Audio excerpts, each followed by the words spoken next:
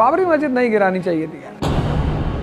अकबर महान वर्सेज महाराणा प्रताप महान। हिंदू मुस्लिम, मुसलमान खराब है तो एपीजे कलाम को हटा दो अपने उससे। भैया हमारे हेल्थ की व्यवस्था करो, हमारे लिए एजुकेशन तैयार करो। भारत बनाम इंडिया। जो लोग कॉन्स्टिट्यूशन लिख के गए थे वो तो इतने पढ़े लिखे लोग थे। 25% आज की पार्लियामेंट में नहीं है। बदनामी is a privilege in this country. There is nothing called unbiased history in the world, और वो जो अनबायस्ड है वो हमेशा बैन होती है। यूपीएससी की तैयारी किसको नहीं करनी चाहिए? सबको करनी चाहिए। 5 बच्चों की माँ प्रेमी के साथ फरार, हम उसी में डूबे रहते थे। रटने वाली पढ़ाई बहुत डिप्रेशन पैदा करती है। तो 24 वाला चुनाव लड़ेंगे? चुनाव तो लड़ेंगे, लोकसभा तो बता दीजिए सर। इसी बात पे मुझे ट्रोल करेंगे सब। अब अशोक एक विजडम वाला आदमी है, राजा के पास तो विजडम ही होनी चाहिए ना। तो अशोक जब उसे देखेगा तो कहता नहीं यार, सबका कल्चर रिस्पेक्ट करना चाहिए, हमें क्या लेना कल्चर से। राजा को कल्चर में इंटरफियर नहीं करना, राजा को एम्पायर चलानी है। एम्पायर किससे चलती है? इकोनॉमी से।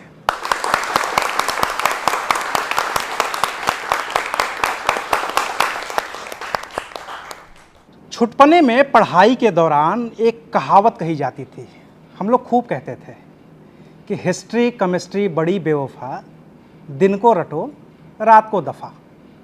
लेकिन जब आप कथ्यों के जरिए, कहानियों के जरिए ऐतिहासिक तथ्यों को परोसते हैं तो आपको वो कथ्य भी याद रह जाते हैं और आपको वो ऐतिहासिक तथ्य भी याद रह जाते हैं। तो ऐसे ही कथ्यों के जरिए, ऐसे ही तथ्यों के जरिए सैकड़ों हजारों लोगों को यूपीएससी जैसे भंवर से निकालने वाले शिक्षक अवध ओझा सर आज के हमारे स्टूडियो के मेहमान हैं। तो शुक्रिया सर वक्त देने के लिए। और चूंकि बात एक शिक्षक से होनी है, चूंकि बात एक गुरु से होनी है, तो आज मेरी बातें व्यक्तिगत तौर पे कम रहेंगी और एक जिज्ञासु के तौर पे, एक शिक्षक के तौर पे, एक छात्र के तौर पे आज मेरे सिर्फ भूमिका इतनी सी है कि मैं सर को सुनना पसंद करूंगा और जो हमारे छात्र यहाँ पे बैठे हैं उनके सवाल लेना पसंद करूंगा। और यही कोशिश हम पूरे अपने कन्वर्सेशन के दौरान करेंगे कि जो आपकी जिज्ञासाएं हैं उनको सर के जरिए शांत किया जा सके। बाकी अब आपके हवाले हैं। लेकिन इनसे पहले सर, चूंकि बात कुछ थोड़ी सी मेरी बातें हैं, कुछ मेरे जो सवाल हैं वो मैं आपसे पूछ लेता हूं, फिर मैं छात्रों की तरफ। चूंकि बात शिक्षा की हो रही है, चूंकि मेरी बात एक शिक्षक से हो रही है और ख़ास तौर से विषय आपका इतिहास रहा है, तो कई बार होता यह है कि इतिहास के जो आप तथ्य परोसते हैं अपनी क्लास में, तो कई बार पॉलिटिकली इनकरेक्ट होने का खतरा बड़ा बना रहता है। इसको थोड़ा सा साफ लहजे में और मैं कहूँ तो हम लोग बचपन से सुनते आए हैं कि महाराणा प्रताप बहुत महान थे, लेकिन उनकी महानता तो यही थी ना कि उन्होंने अकबर जैसे शासक के सामने घुटने नहीं टेके, तो इसका मतलब है कि अकबर भी महान था। तो ये जो बाइनरी क्रिएट की जाती है कि अकबर महान वर्सेज महाराणा प्रताप महान, इसको जब आप क्लास में छात्रों के सामने डील करते हैं तो वो कैसे डील कर पाते हैं, और क्या ये बाइनरी क्रिएट करना सही है? इतिहास एक ऐसा सब्जेक्ट है जो 2 लोगों के लिए लिखा जाता है। एक एरिस्टोक्रेसी के लिए लिखा जाता है, शाही वर्ग के लिए। शाही वर्ग उसको पढ़ता है सीखने के लिए। जैसे फॉर एग्जांपल, अब इंडियन सबकॉन्टिनेंट जो है वो एक डाइवर्सिफाइड एरिया है। कश्मीर जाओगे तो कश्मीरी कल्चर अलग है। कल्चर मतलब फूड और ड्रेस। अब कश्मीरी मुसलमान जो कपड़ा पहनेगा वो तमिलनाडु का मुसलमान नहीं पहनेगा। कश्मीरी हिंदू जो खाना खाएगा वो तमिलनाडु का हिंदू नहीं खाएगा। ये हो गया कल्चर, जो ज्योग्राफी पे डिपेंड करता है। अब डाइवर्सिफाइड कल्चर है। उस डाइवर्सिफाइड कल्चर को जब पहली बार अशोक पकड़ता है, देखता है, वो विजनरी आदमी है, विजडम है उसके पास, तो सोचता है कि नहीं यार, हमें तो कल्चर को रिस्पेक्ट करना ही होगा। अब हम गुजराती से कैसे कह सकते हैं कि तुम चीनी मत खाओ, वो उसका कल्चर है। अब राजस्थान की औरत जब घूंघट करेगी तो हम उसे कैसे मना कर सकते हैं कि मत करो। तुम देखो राजस्थानी मेन जो है वो कितना बड़ा बड़ा साफा सर में बांधते हैं। पगड़ी जो है वो राजस्थान के पोशाक का हिस्सा है, क्योंकि सनरेज से जब हीट स्ट्रोक होती है डेजर्ट में तो मौत हो जाती है। तो तुम्हारी पगड़ी जितनी बड़ी, तुम जैसे कभी महाराष्ट्र जाओ, पुणे जाओ, मुंबई जाओ, तो वहां तुम देखोगे जो लोग बाइक चलाते हैं वो बाइक के ऊपर एक फर टाइप का कवर रखते हैं। किसकी वजह से? सन की वजह से। ये चीज तुम्हें श्रीनगर में नहीं दिखाई पड़ेगी। तो अब अशोक एक विजडम वाला आदमी है, राजा के पास तो विजडम ही होनी चाहिए ना। तो अशोक जब उसे देखेगा तो कहता नहीं यार, सबका कल्चर रिस्पेक्ट करना चाहिए, हमें क्या लेना कल्चर से। राजा को कल्चर में इंटरफियर नहीं करना, राजा को एम्पायर चलानी है। एम्पायर किससे चलती है? इकोनॉमी से। कश्मीर का आदमी हमें दे रहा 100 करोड़ रुपए कमा के, हमें यह देखना है। पंजाब का आदमी 100 करोड़ कमा के दे रहा है, बिहार का आदमी 100 करोड़ कमा के देखना है, बाकी वो कह रहे भाई साहब हम तो लहंगा पहनेंगे, पहन भाई, हमें क्या लेना था। अब अशोक क्या करेगा? धम्म चलाएगा, इस सारे कल्चर को यूनिफाई करेगा, सबको बोलेगा कश्मीरी कल्चर को रिस्पेक्ट करो, बिहारी कल्चर को, यूपी कल्चर को रिस्पेक्ट करो। फिर वही काम अकबर करेगा, वो अशोक से सीखेगा। तो ये तो हुआ एरिस्टोक्रेटिक पैटर्न ऑफ हिस्ट्री। लेकिन इसको पढ़ाने से वो जो अब डेमोक्रेटिक पॉलिटिक्स हो गई, पब्लिक को अट्रैक्ट करना है, पब्लिक को खींचना है, वो भी हिंदुस्तान जैसी पब्लिक जहां पे बेचारी जनता पढ़ तो ली पर सोच डेवलप नहीं कर पाई। डेमोक्रेसी का मतलब क्या? We the people of India solemnly resolve. तो you the people of India who are the rulers and your representatives are sitting in the parliament, तो तुम अपने रिप्रेजेंटेटिव से क्या कहोगे कि भाई इंडस्ट्री लगाए नोएडा में? नहीं कहोगे। भैया हमारे हेल्थ की व्यवस्था करो, ये जो पैसा आ रहा है, हाँ हमारे लिए एजुकेशन तैयार करो। अगर समझदार पब्लिक होगी तो ये कहेगी। लेकिन अगर वो भावुक है, इमोशनल है, उसको इतनी सब बातें नहीं पता है, उसका सोचने का विजन इतना नहीं डेवलप हुआ है, फिर उसको कैसे अट्रैक्ट करोगे? रिलीजन पे। फिर तुम उससे कहोगे कि अकबर एंड राणा प्रताप हिंदू मुस्लिम, मुसलमान बहुत खराब है।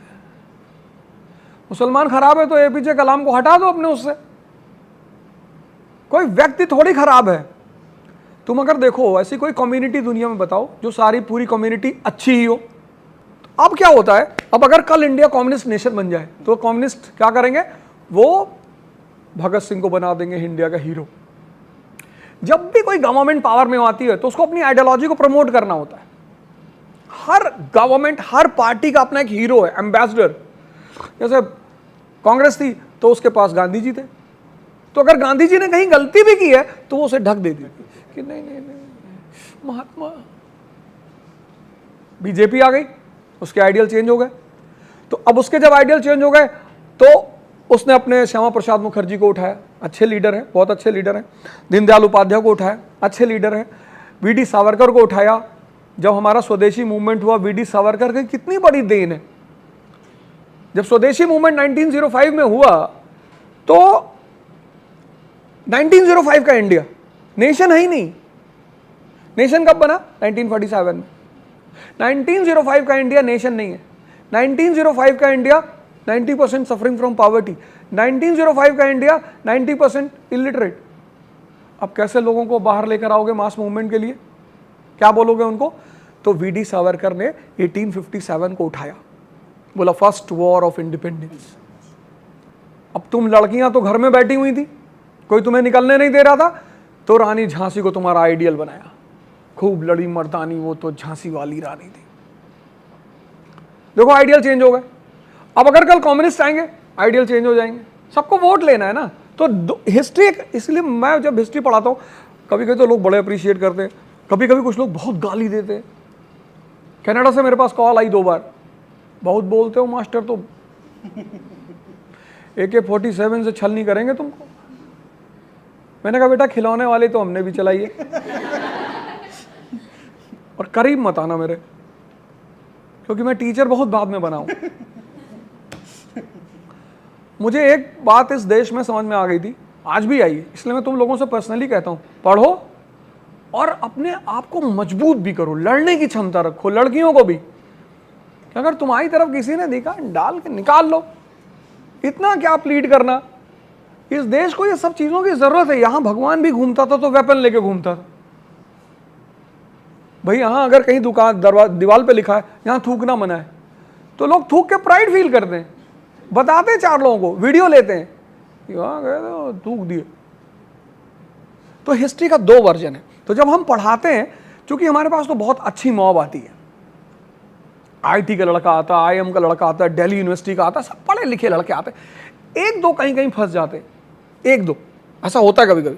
मैं लड़कों ने क्लास में हाथ उठाया, मास्टर साहब ये गलत बोल गए आप। मैंने क्या हुआ, आप तो गांधी जी को भगवान बना रहे हैं। मैंने कहा भैया मैंने नहीं बनाया, अल्बर्ट आइंस्टीन। मैं क्यों बनाऊंगा? आइंस्टीन कहता है कि आज से 100 साल बाद दुनिया इस बात पे बिलीव नहीं करेगी कि कोई ऐसे हाड़ मांस का आदमी चलता था।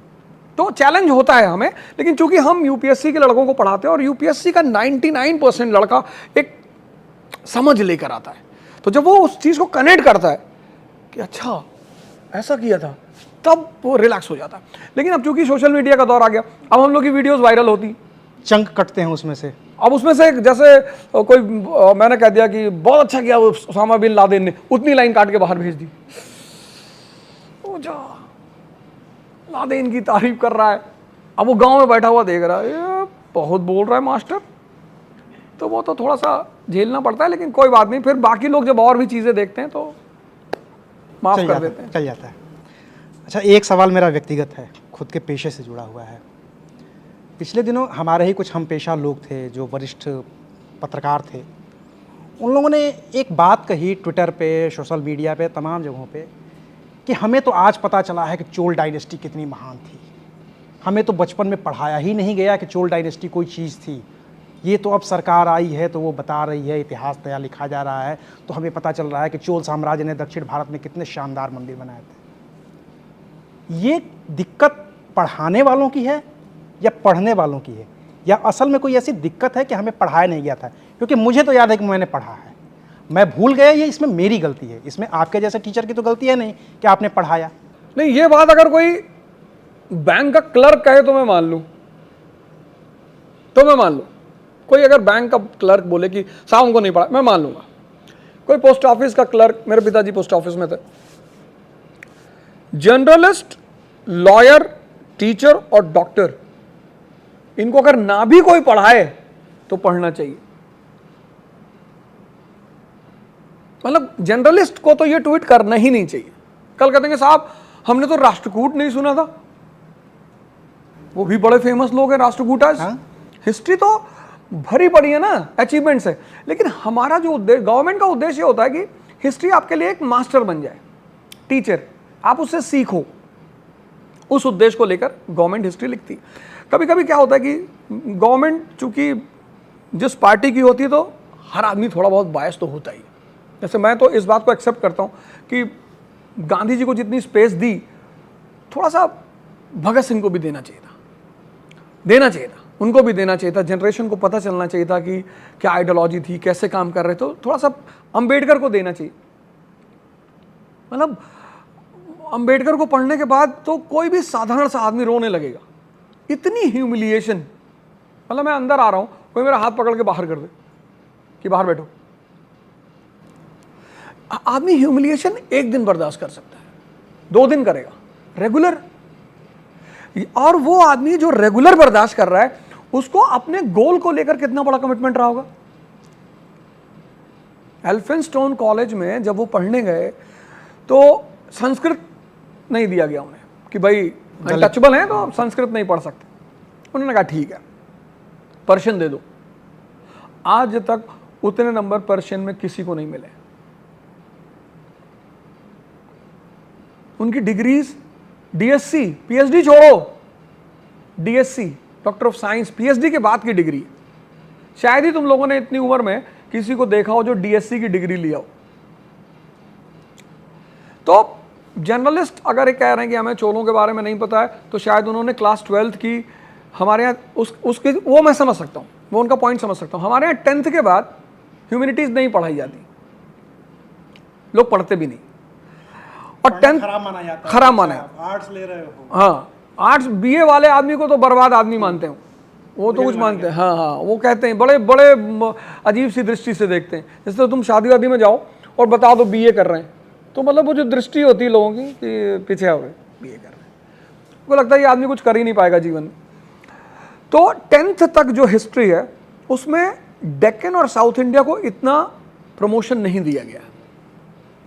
साउथ इंडिया और डेक्कन की जो हिस्ट्री है वो सबसे ज़्यादा है क्लास 11th में, वो ज़्यादातर लोगों ने पढ़ी नहीं, तो उसकी वजह से शायद। वरना अगर क्लास 11th की एनसीईआरटी सतीश चंद्रा की आज भी तुम लोग पढ़ो तो उसमें एक स्पेशल चैप्टर है चोलास, मैं कांग्रेस रिजाइम की बात कर रहा हूँ, अभी नई वाली एनसीईआरटी, पुरानी वाली, उसमें अलग चैप्टर है चोलास।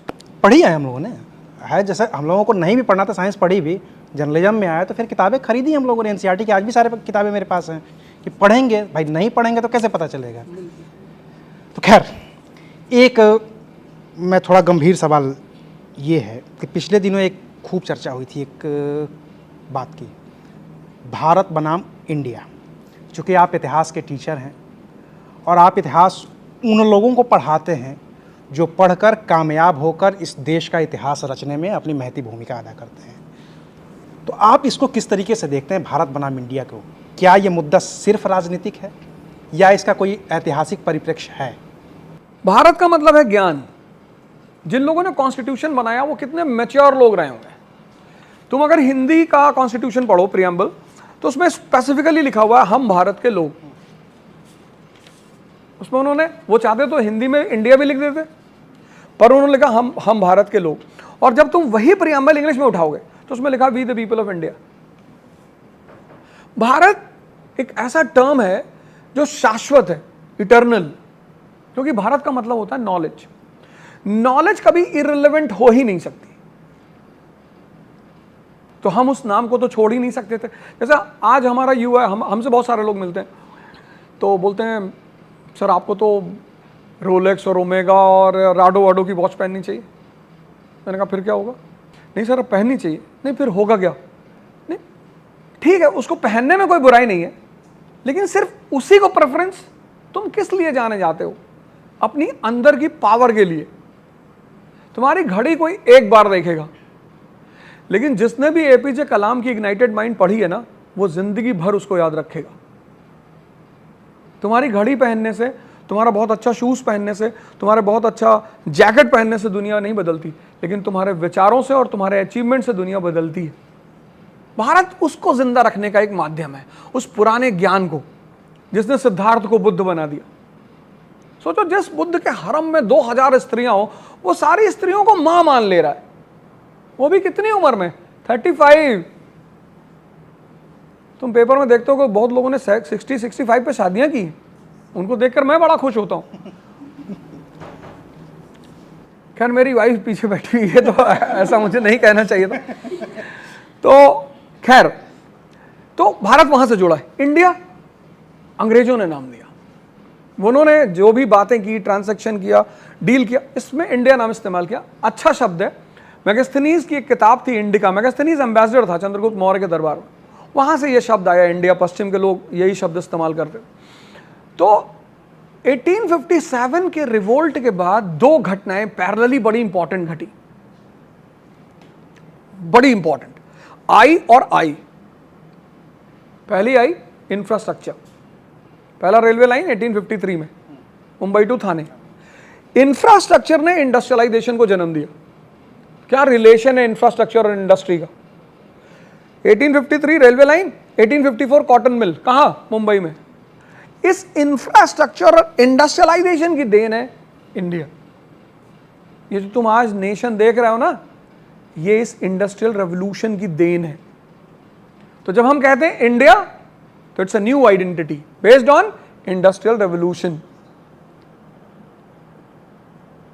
आज एलन मस्क को पीछा कर रहे हो सब, Elon Musk, Elon Musk, Elon Musk, ऐसे 100 इंडिया में भी तो होने चाहिए।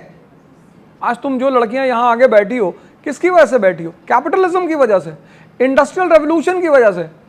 2000 साल पहले की हिस्ट्री उठाओ, फिर देखो वुमन की कंडीशन। आज अफगानिस्तान में देखो, छोड़ो हिस्ट्री, आज अफगानिस्तान में वुमन की कंडीशन देखो।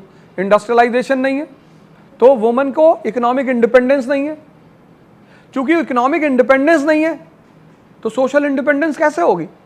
कितना बड़ा रोल है इकोनॉमी का। तो जब हम इंडिया कहते हैं तो वो न्यू आइडेंटिटी बताता है कि जैसे अमेरिका है made in US, made in China, ऐसे हम किसी दिन दुनिया पे कब्जा करेंगे मेड इन इंडिया के नाम से। अलीशा चिनॉय जी ने बड़ा प्यारा गाना गाया, देखी है सारी दुनिया, जापान से लेके रशिया, बस एक दिल चाहिए मेड इन इंडिया। तो India is a symbol of new identity and Bharat is a symbol of knowledge, the old treasure of India. तो मेरा मानना है कि जो लोग कॉन्स्टिट्यूशन लिख के गए थे वो तो इतने पढ़े लिखे लोग थे। उस कॉन्स्टिट्यूएंट असेंबली का 25% आज की पार्लियामेंट में नहीं है। इसी बात पे मुझे ट्रोल करेंगे सब। 25 तो मैंने ज्यादा कह दिया, थोड़ी सी इज्जत रख ली। जब आज की बहस देखें और संविधान बनते वक्त की जो बहस देखें, जो हम लोग नेहरू किताबों में पढ़ते हैं, नेहरू जी को अटल बिहारी वाजपेयी ने पार्लियामेंट में हिटलर बोल दिया था। हिटलर, सिर्फ उस वजह से उन्होंने रिजाइन कर दिया था कि I have misbehave with the prime minister of India, I have no right to sit in the parliament. क्या एटिकेट रहे होंगे उस वक्त। फिर नेहरू जी ने उन्हें समझाया कि कोई बात नहीं, तुम यंग आदमी हो, थोड़ा तुम्हारा ब्लड ज़्यादा गर्म है, तो कोई बात नहीं। तो लेकिन आज तो ये वही उन्हीं की पार्टी के एक नेता, वरिष्ठ मंत्री हैं राजनाथ सिंह जी, कहते हैं कि बीजेपी में इस्तीफे नहीं होते हैं। अभी मेरा इंडिया छोड़ने का इरादा है नहीं। इसलिए आप इसमें कोई कमेंट नहीं करेंगे। एक बार बार बात होती है इतिहास की, तो इतिहास के पुनरावलोकन की भी बात होती है, इतिहास को नए सिरे से लिखने की भी बात होती है, इतिहास को नए सिरे से गढ़ने की भी बात होती है। कांग्रेस पार्टी आती है तो कुछ नए सिरे से इतिहास लिखने की कोशिश करती है, बीजेपी आ रही है तो बार बार, चूँकि 10 साल से ये सरकार है, तो यहाँ जो लोग बैठे हैं उनको वही बात याद होगी कि बीजेपी के दौर में ये बार बार कहा जा रहा है कि इतिहास का दक्षिण पंथ की तरफ ले जाया जा रहा है। जब कांग्रेस थी तो उस समय कहा जाता था कि उसको मार्क्सवाद की तरफ, मार्क्सवादी इतिहासकार उसको लिख रहे हैं, वामपंथी इतिहासकार लिख रहे हैं, और ख़ास तौर से अगर गांधी परिवार पर हमला करना होता था तो कुछ लोग उसमें नेहरूवियन इतिहासकार को भी लेकर के आ जाते थे कि ये तो नेहरू से प्रभावित पूरा इतिहास है। ये सच है क्या? क्या इतिहास तो इतिहास होता है, जैसा कि मैंने कहा कि तथ्य तो तथ्य होता है, अब उसको अपने कथ्यों में समेट करके क्या उस तथ्य को बदला जा सकता है, या वो बदला जा रहा है, जिसकी बात बार बार हो रही है आज? बतौर इतिहासकार आप इसको कैसे देख पा रहे हैं? नहीं, there is nothing called unbiased history in the world, होती ही नहीं। और वो जो अनबायस्ड है वो हमेशा बैन होती है, कोई उसे पढ़ना नहीं चाहता, सरकारें पढ़ने ही नहीं देंगी कोई भी। मैं जब हिलरी क्लिंटन जी की बुक पढ़ता हूं द न्यू वर्ल्ड ऑर्डर, तो मुझे लगता है कि अमेरिका ने कितने शैतानों को मारा और ये किया और वो किया, और गद्दाफी तो साक्षात शैतान का अवतार था, और सद्दाम हुसैन और ये वो। बड़ी प्यारी बुक उन्होंने लिखी, हिलरी क्लिंटन। दो लोगों ने लिखी, एक हेनरी किसिंगर ने लिखी द न्यू वर्ल्ड ऑर्डर, वो भी बहुत अच्छी है, और एक हिलरी क्लिंटन ने लिखी द न्यू वर्ल्ड ऑर्डर। इन दोनों लोगों की किताब पढ़ने के बाद लगता है कि America is the godly like thing in this world, भगवान है और उसका काम है कि जहाँ जहाँ धर्म का विनाश होगा वहाँ वो फिर से धर्म इस्टेब्लिश करेंगे।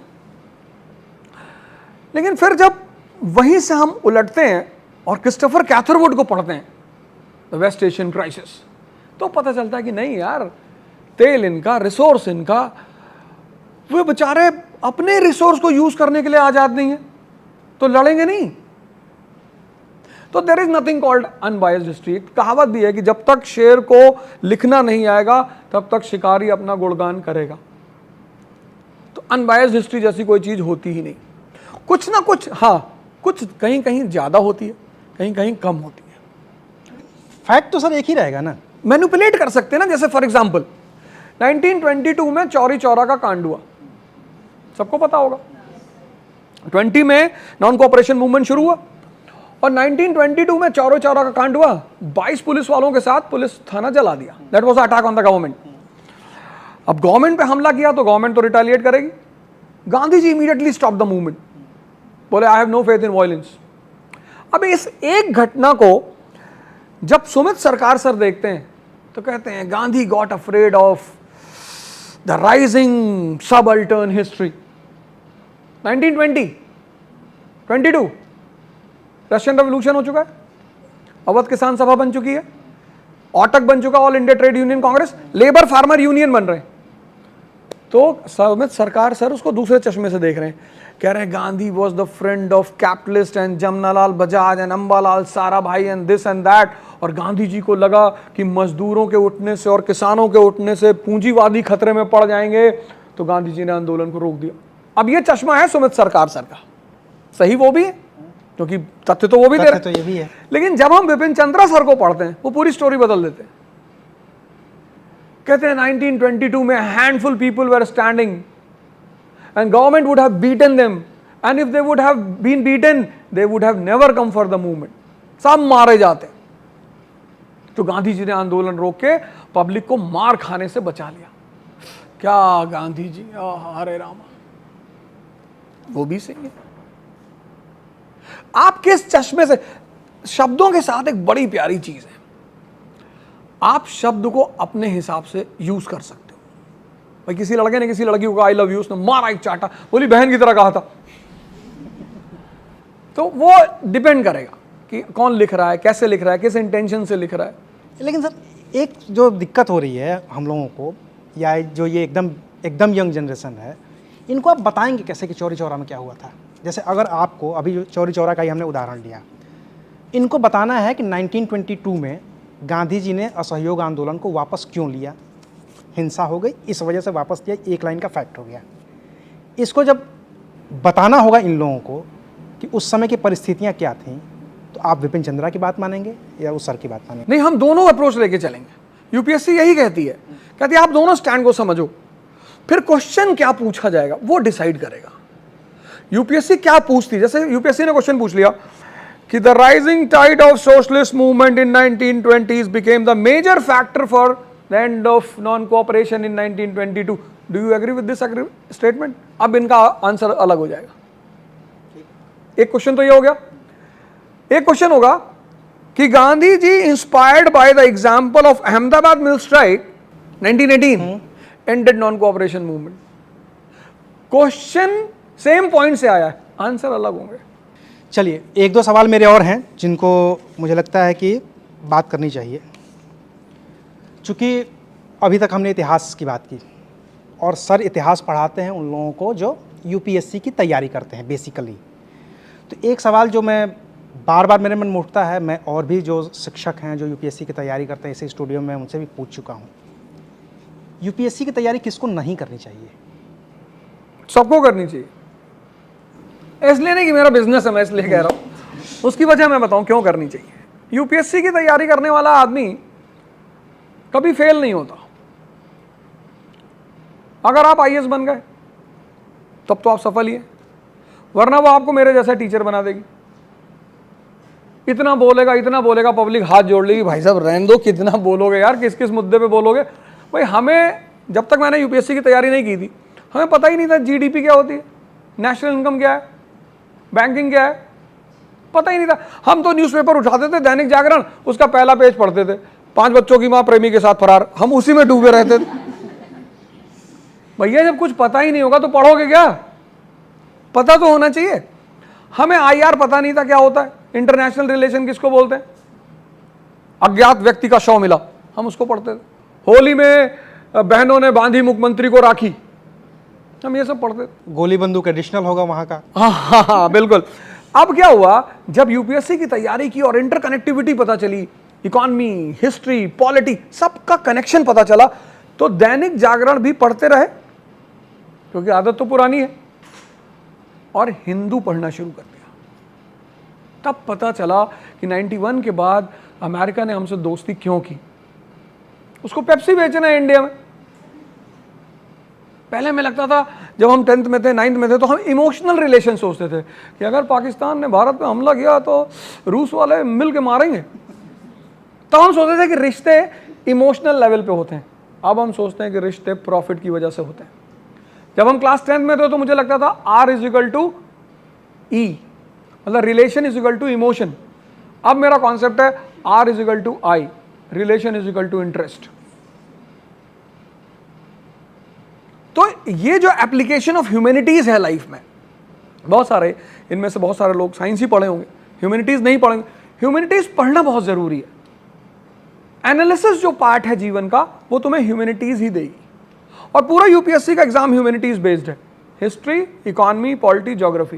अब तुम्हें बिजनेस करना है तो तुम सऊदी अरेबिया में टाई की दुकान थोड़ी खोलोगे, वहां कौन पहनेगा टाई, डेजर्ट है वो।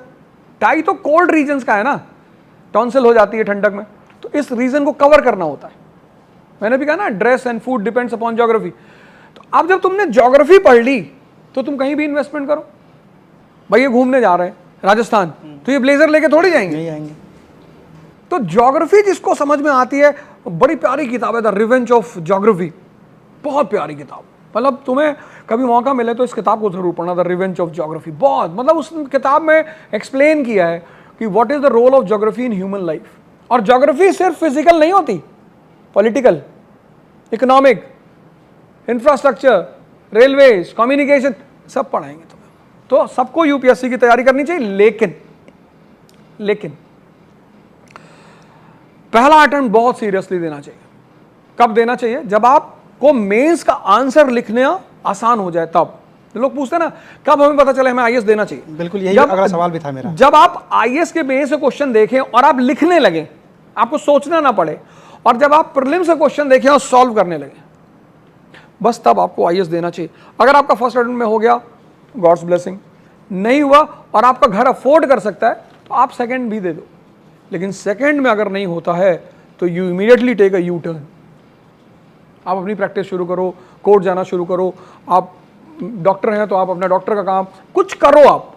उसके बाद अगर आप वहां रुके कि मतलब हम 4-5 अटेम्प्ट लगातार कोई फायदा नहीं होता, उससे डिप्रेशन पैदा होता है। लगातार वही चीज आप पढ़ नहीं सकते, पॉसिबल नहीं है वो। उनको क्या सलाह होगी सर, जो आप जैसा आप कह रहे हैं कि दूसरे के बाद यू टर्न आपको ले लेना चाहिए, लेकिन जिस तरीके का आपका बिजनेस है, जिस पेशे में आप हैं, मुखर्जी नगर हम जाते हैं, हमारी साथी स्वर्णा यहाँ खड़ी हैं, ये गई थी, इन्होंने एक वीडियो किया था कि जो फेल हो जाते हैं उनका क्या होता है।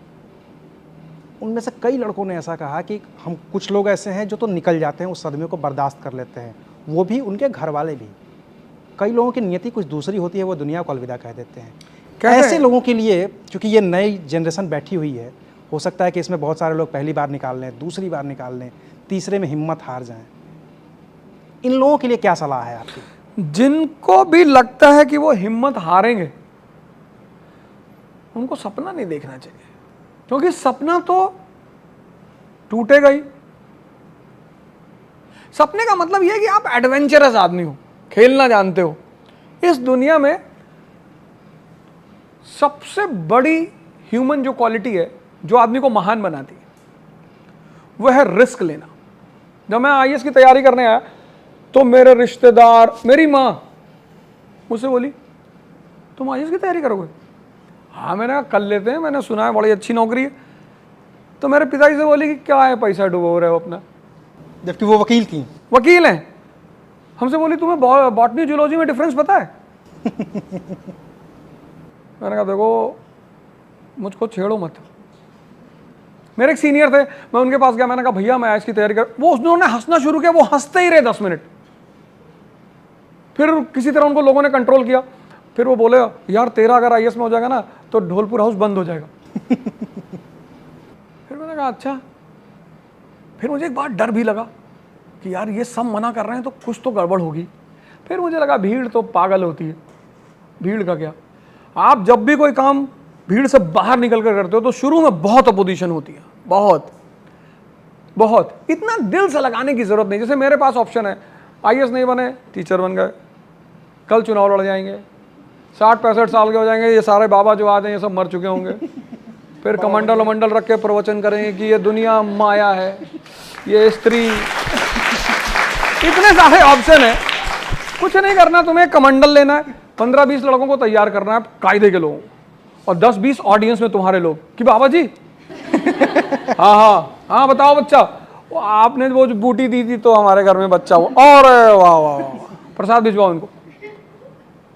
और बोलना है कि ये वुमन, पैसा, माया है, मुझे दे दो। पब्लिक बड़ी खुश की बाबा जी तो बहुत। इस देश में इतने ऑप्शन है, तावीज बनाना शुरू कर दो तुम। रात में 11 बजे टीवी खोलो, उसके बाद ऐड देखो। दैनिक जागरण न्यूज़पेपर खोलो, उसमें ऐड देखो, प्रेम, सौतन, नौकरी, सब 24 घंटे में। मैंने भी एक बाबा को फोन मिलाया, मैंने कहा बाबा जी एक लड़की से प्रेम हो गया है। बोले बच्चा 5,000 रुपया लगेगा। मैंने कहा बाबा जी 10। कहे हाँ लड़की का नाम लिखवा दो। मैंने कहा बाबा जी ऐश्वर्या राय। वो फोन ही काट दिए। फिर मैंने मिलाया, कह रहे बदतमीजी कर रहे हो तुम। अब इसमें कहां बदतमीजी है, 50 ले लो। इस कंट्री में स्कोप बहुत है, क्योंकि यहाँ के लोग भोले बहुत हैं, बहुत अच्छे हैं। ऐसा नहीं है, मूर्ख नहीं है, भोले हैं, सीधे हैं। उनको तुम बहुत आसानी से मैनिपुलेट कर सकते हो। कोई भी थोड़ा बहुत पढ़ा लिखा आदमी उनको समझा सकता है कि अरे ऐसा होगा, मुसलमान जनरेशन बढ़ रही है, फिर 10 साल बाद सारी कंट्री पे मुसलमानों का कब्जा हो जाएगा। पाकिस्तान पे तो हो ही नहीं पा रहा, खाने बगैर मर रहे हैं।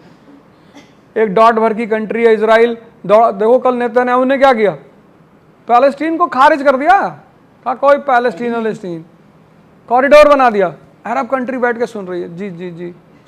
कह रहा अरब वालों से कोई दिक्कत, बोले बाबूजी कोई दिक्कत ही नहीं। तो अगर आप रिस्क ले रहे हो, अगर आपको जीवन, जैसे कुछ लोग मुझसे बोलते हैं हमें तो भैया सेटल्ड जीवन चाहिए, तो चौकीदार हो जाओ। बहुत सेटल्ड जीवन है, 12 घंटे की नौकरी है, गेट के बाहर डंडा लिए बैठे, टोपी वोपी लगाए, good morning sir, good morning ma'am. Holi Diwali में तुमको 4-5 डिब्बा मिठाई मिल जाएगी, वो भी वो वाली सोन पापड़ी। हाँ, वो काजू बर्फी कोई ना देने वाला, तो बहुत बड़ा होगा तो देख। चपरासी बन सकते हो तुम, पान की दुकान, ये सब कर लो। जब तुमने सपना देखा है, जब तुम रिस्क लेना चाहते हो, लड़ना चाहते हो, और जवानी किस लिए, पार्क में बैठने के लिए, वहां सिर्फ 1 घंटे बैठो, वहां भी बैठो। वो भी अपने बच्चों को क्या कहानी सुनाओगे? वो तुमको तो ओल्ड एज जनरेशन का मान लेंगे, अरे मरे हुए, मेरी तो पापा मरा हुआ है, कह रहा मेरी गर्लफ्रेंड ही नहीं थी। तुम्हारे लड़के तुमको ह्यूमिलिएट करेंगे। तो 1 घंटा, लेकिन वो 1 घंटा डिजाइंड होना चाहिए, कंपनी अच्छी होनी चाहिए। मतलब तुम्हारा जो वो दोस्त है, गर्लफ्रेंड है, बॉयफ्रेंड है जो है, वो एक मैच्योर मेंटेलिटी होनी चाहिए, बहस होनी चाहिए, बात होनी चाहिए। मैं इलाहाबाद में भी टहल रहा था कंपनी गार्डन, तो सुबह 9 बजे कुछ लोग बैठ गए आके, लड़की का बाल पकड़ के ऐसे घुमा रहे, और हमें तो बोलने का कोई अधिकार नहीं भाई, इंडिपेंडेंट कंट्री है। पर फिर मुझे लगा कि यार इनसे बोलना चाहिए, तो मैंने कहा भैया आप लोग बुरा मत मानना, क्या करते हो? तो लड़का तो कुछ नहीं बोला, लड़की ऐसे देखी, तुमसे मतलब? मेरा फेस वो सब कवर कर रखा था। मैंने कहा नहीं नहीं बेटा, मतलब नहीं है, मैं तो ऐसे ही कह रहा था कि अगर यहाँ तुम लोग बैठोगे 1-2 घंटे तो न्यूज़पेपर भी ले आया करो, बैठो पर न्यूज़पेपर ले आया करो, पढ़ा करो, एक दूसरे से डिस्कस किया करो, तो मल्टीपर्पज़ काम हो जाएगा। तो फिर उस लड़की ने कहा कि सॉरी अंकल, मैं कल से न्यूज़पेपर लेकर आऊंगी। दिशा ही तो बदलनी है जिंदगी में, सारा खेल डायरेक्शन का है। तुम करते सब कुछ हो, जब गलत तरीके से करते हो तो फेल होते हो। तरीका बदल दो चीज़ों को। हमारे कंट्री में लोग एक्सट्रीमिस्ट हैं, ये नहीं करना चाहिए, वो नहीं करना चाहिए, ये नहीं करना, तब जिंदा किस लिए? हमारा वो ड्राइवर कहता भैया मैं तो दुबई नहीं जाऊंगा। मैंने कहा तुम जा नहीं पाओगे, तुम्हारे पास पैसा नहीं है। कहता आदमी को हरिद्वार जाना चाहिए। अरे एकदम, हरिद्वार कब जाना चाहिए? दुबई जाएगा, सब पैसा लुटा देगा, भिखमंगा हो जाएगा, खुद ही जाएगा हरिद्वार। तुम उसे क्यों भेज रहे हो हरिद्वार? जाने दो उसे। ठीक है, आप इतनी सारी बातें हैं, आपने आईएएस की तैयारी की है, क्यों नहीं हुआ सर? अरे भगवान का आशीर्वाद है कि नहीं हुआ। अगर भगवान का आशीर्वाद नहीं होता तो यहां मैं थोड़ी बैठा होता, किसी सचिवालय में बैठे होते। सचिवालय में फाइल, कोई मिनिस्टर का फोन आ रहा होता, हो जा, जी जी सर, वो देख लेना फाइल, जी जी साहब, sir sir sir sir sir. लेकिन आईएएस बनना बड़ी बात है, मैं उसको निगेट नहीं कर रहा हूं, बहुत बड़ी। हिंदुस्तान में 1000 लोगों में अपना नाम लाना आईएएस में, तो कभी कभी फील तो होता है कि मेरा 100 रुपया गिर गया, लेकिन जब इधर देखता हूं लाखों रुपया तो मैं सोचता हूं गिर गया, अच्छा ही हुआ। तो अब मुझे लगता है कि अंगूर खट्टे थे। लेकिन मैं अगर आईएएस का विरोध करूं तो अच्छा नहीं माना जाएगा। जब सुभाष चंद्र बोस आईएएस का विरोध करते हैं तो अच्छा माना। जब तुम कोई चीज अचीव करके छोड़ देते हो तो वो बड़ी प्रैक्टिकल बात होती है। तो फेल होने का रीजन ये था, 2 तो बड़े गहरे रीजन थे। पहला रीजन ये था कि मैं एक बहुत ही गैर जिम्मेदार आदमी, बहुत, आज भी मुझको लगता है कि कर लेंगे। और दूसरा, मैं इतना ओवर कॉन्फिडेंट रहता हूं हर चीज में, खरगोश वाली हालत है कि देखा पीछे कछुआ चारा रहा है, बोले आ जाएगा। इन 2 चीजों ने मुझे तब भी परेशान किया था, आज भी करती है, क्योंकि यही 2 जिंदगी का सबक इन लोगों के भी काम आने वाले हैं। ओवर कॉन्फिडेंट नहीं होना है, होना ही नहीं। मेंस निकल गया, बहुत अच्छी बात है। जब तक इंटरव्यू का रिजल्ट नहीं आ जाता तब तक कोई डिसीजन नहीं लेना, आराम से। और गैर जिम्मेदारी, मेरी आदत है चीज़ों को टाल देना, कल करेंगे। मेरे साथ के कई लोग यहाँ बैठे हुए, मुझसे कोई बहुत बात बोलते हैं, साहब ये कर लो यार, 100 करोड़ का कार है, मैंने हुमायूं वाली हालत है मेरी। ऐसी हालत हुमायूं की थी, एकदम एग्जैक्टली सेम हालत, टाल देना। और एक समय आया कि हिंदुस्तान उसके हाथ से ही निकल गया।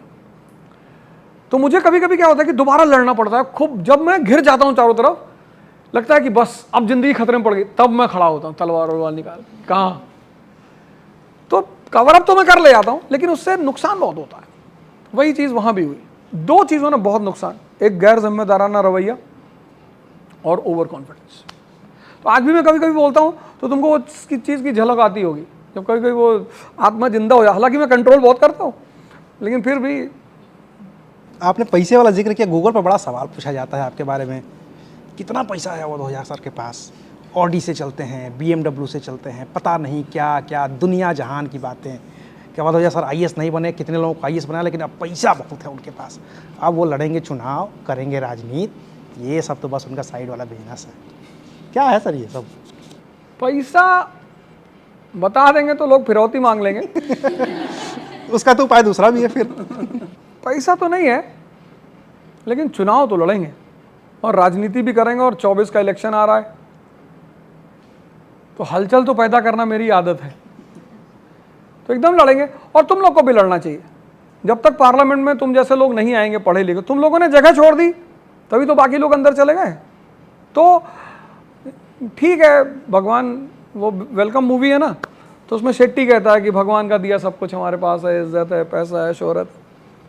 ठीक है, भगवान ने वो सब दे रखा है, वो सब प्रभु की महिमा है। क्योंकि मुझे आज भी कभी कभी फील होता है कि यार मैं डिजर्व नहीं करता था, क्योंकि मेरी ज़िंदगी तो बिल्कुल अलग तरीके की रही। मैंने कभी पढ़ाई नहीं की 10th तक। 10th के बाद तो मास्टर वास्टर को बोल देता था कि देखो फालतू की बातें हमसे मत करना। ऐसा नहीं, मतलब बदतमीजी की आदत नहीं थी मेरी। मेरा मानना ये है आज भी कि टीचर को ऐसा होना चाहिए कि स्टूडेंट उसकी क्लास से निकले ही ना। जैसे हमारे एक टीचर थे, empathy sir, evening Christian college Allahabad में, वहाँ वो बॉटनी पढ़ाते थे। तो मैंने एक बार मेडिकल की कोचिंग भी की थी। मैं उनकी क्लास कभी नहीं छोड़ता था। क्या पढ़ाता था वो आदमी।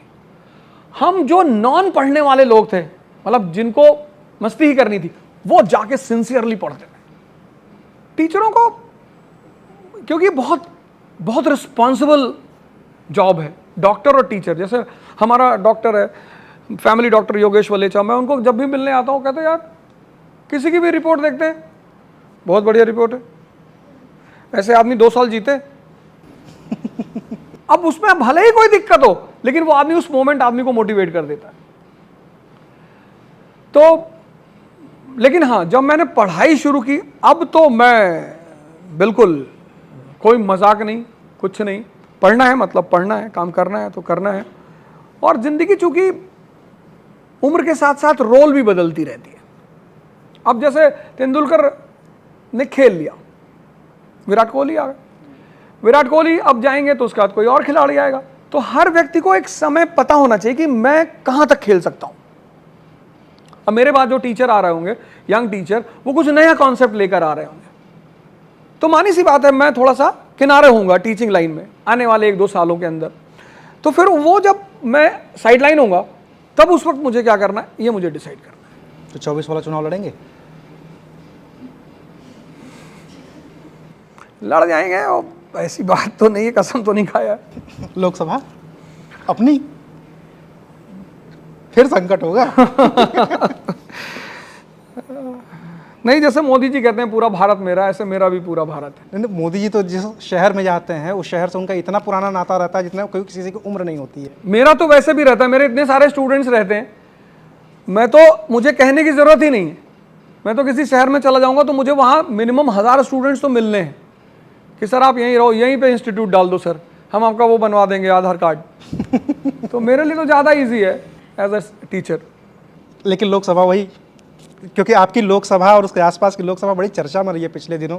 आप जानते हैं मैं किधर बात कर रहा हूँ, ब्रिजभूषण शरण सिंह वाली लोकसभा। तो बता दिए सर इनको कि हाँ अगली बार हमारे सर यहाँ के सांसद बता रहा हूँ ये वीडियो जब रिलीज होगी तो कम से कम 100 लोगों की नींद चली जाएगी।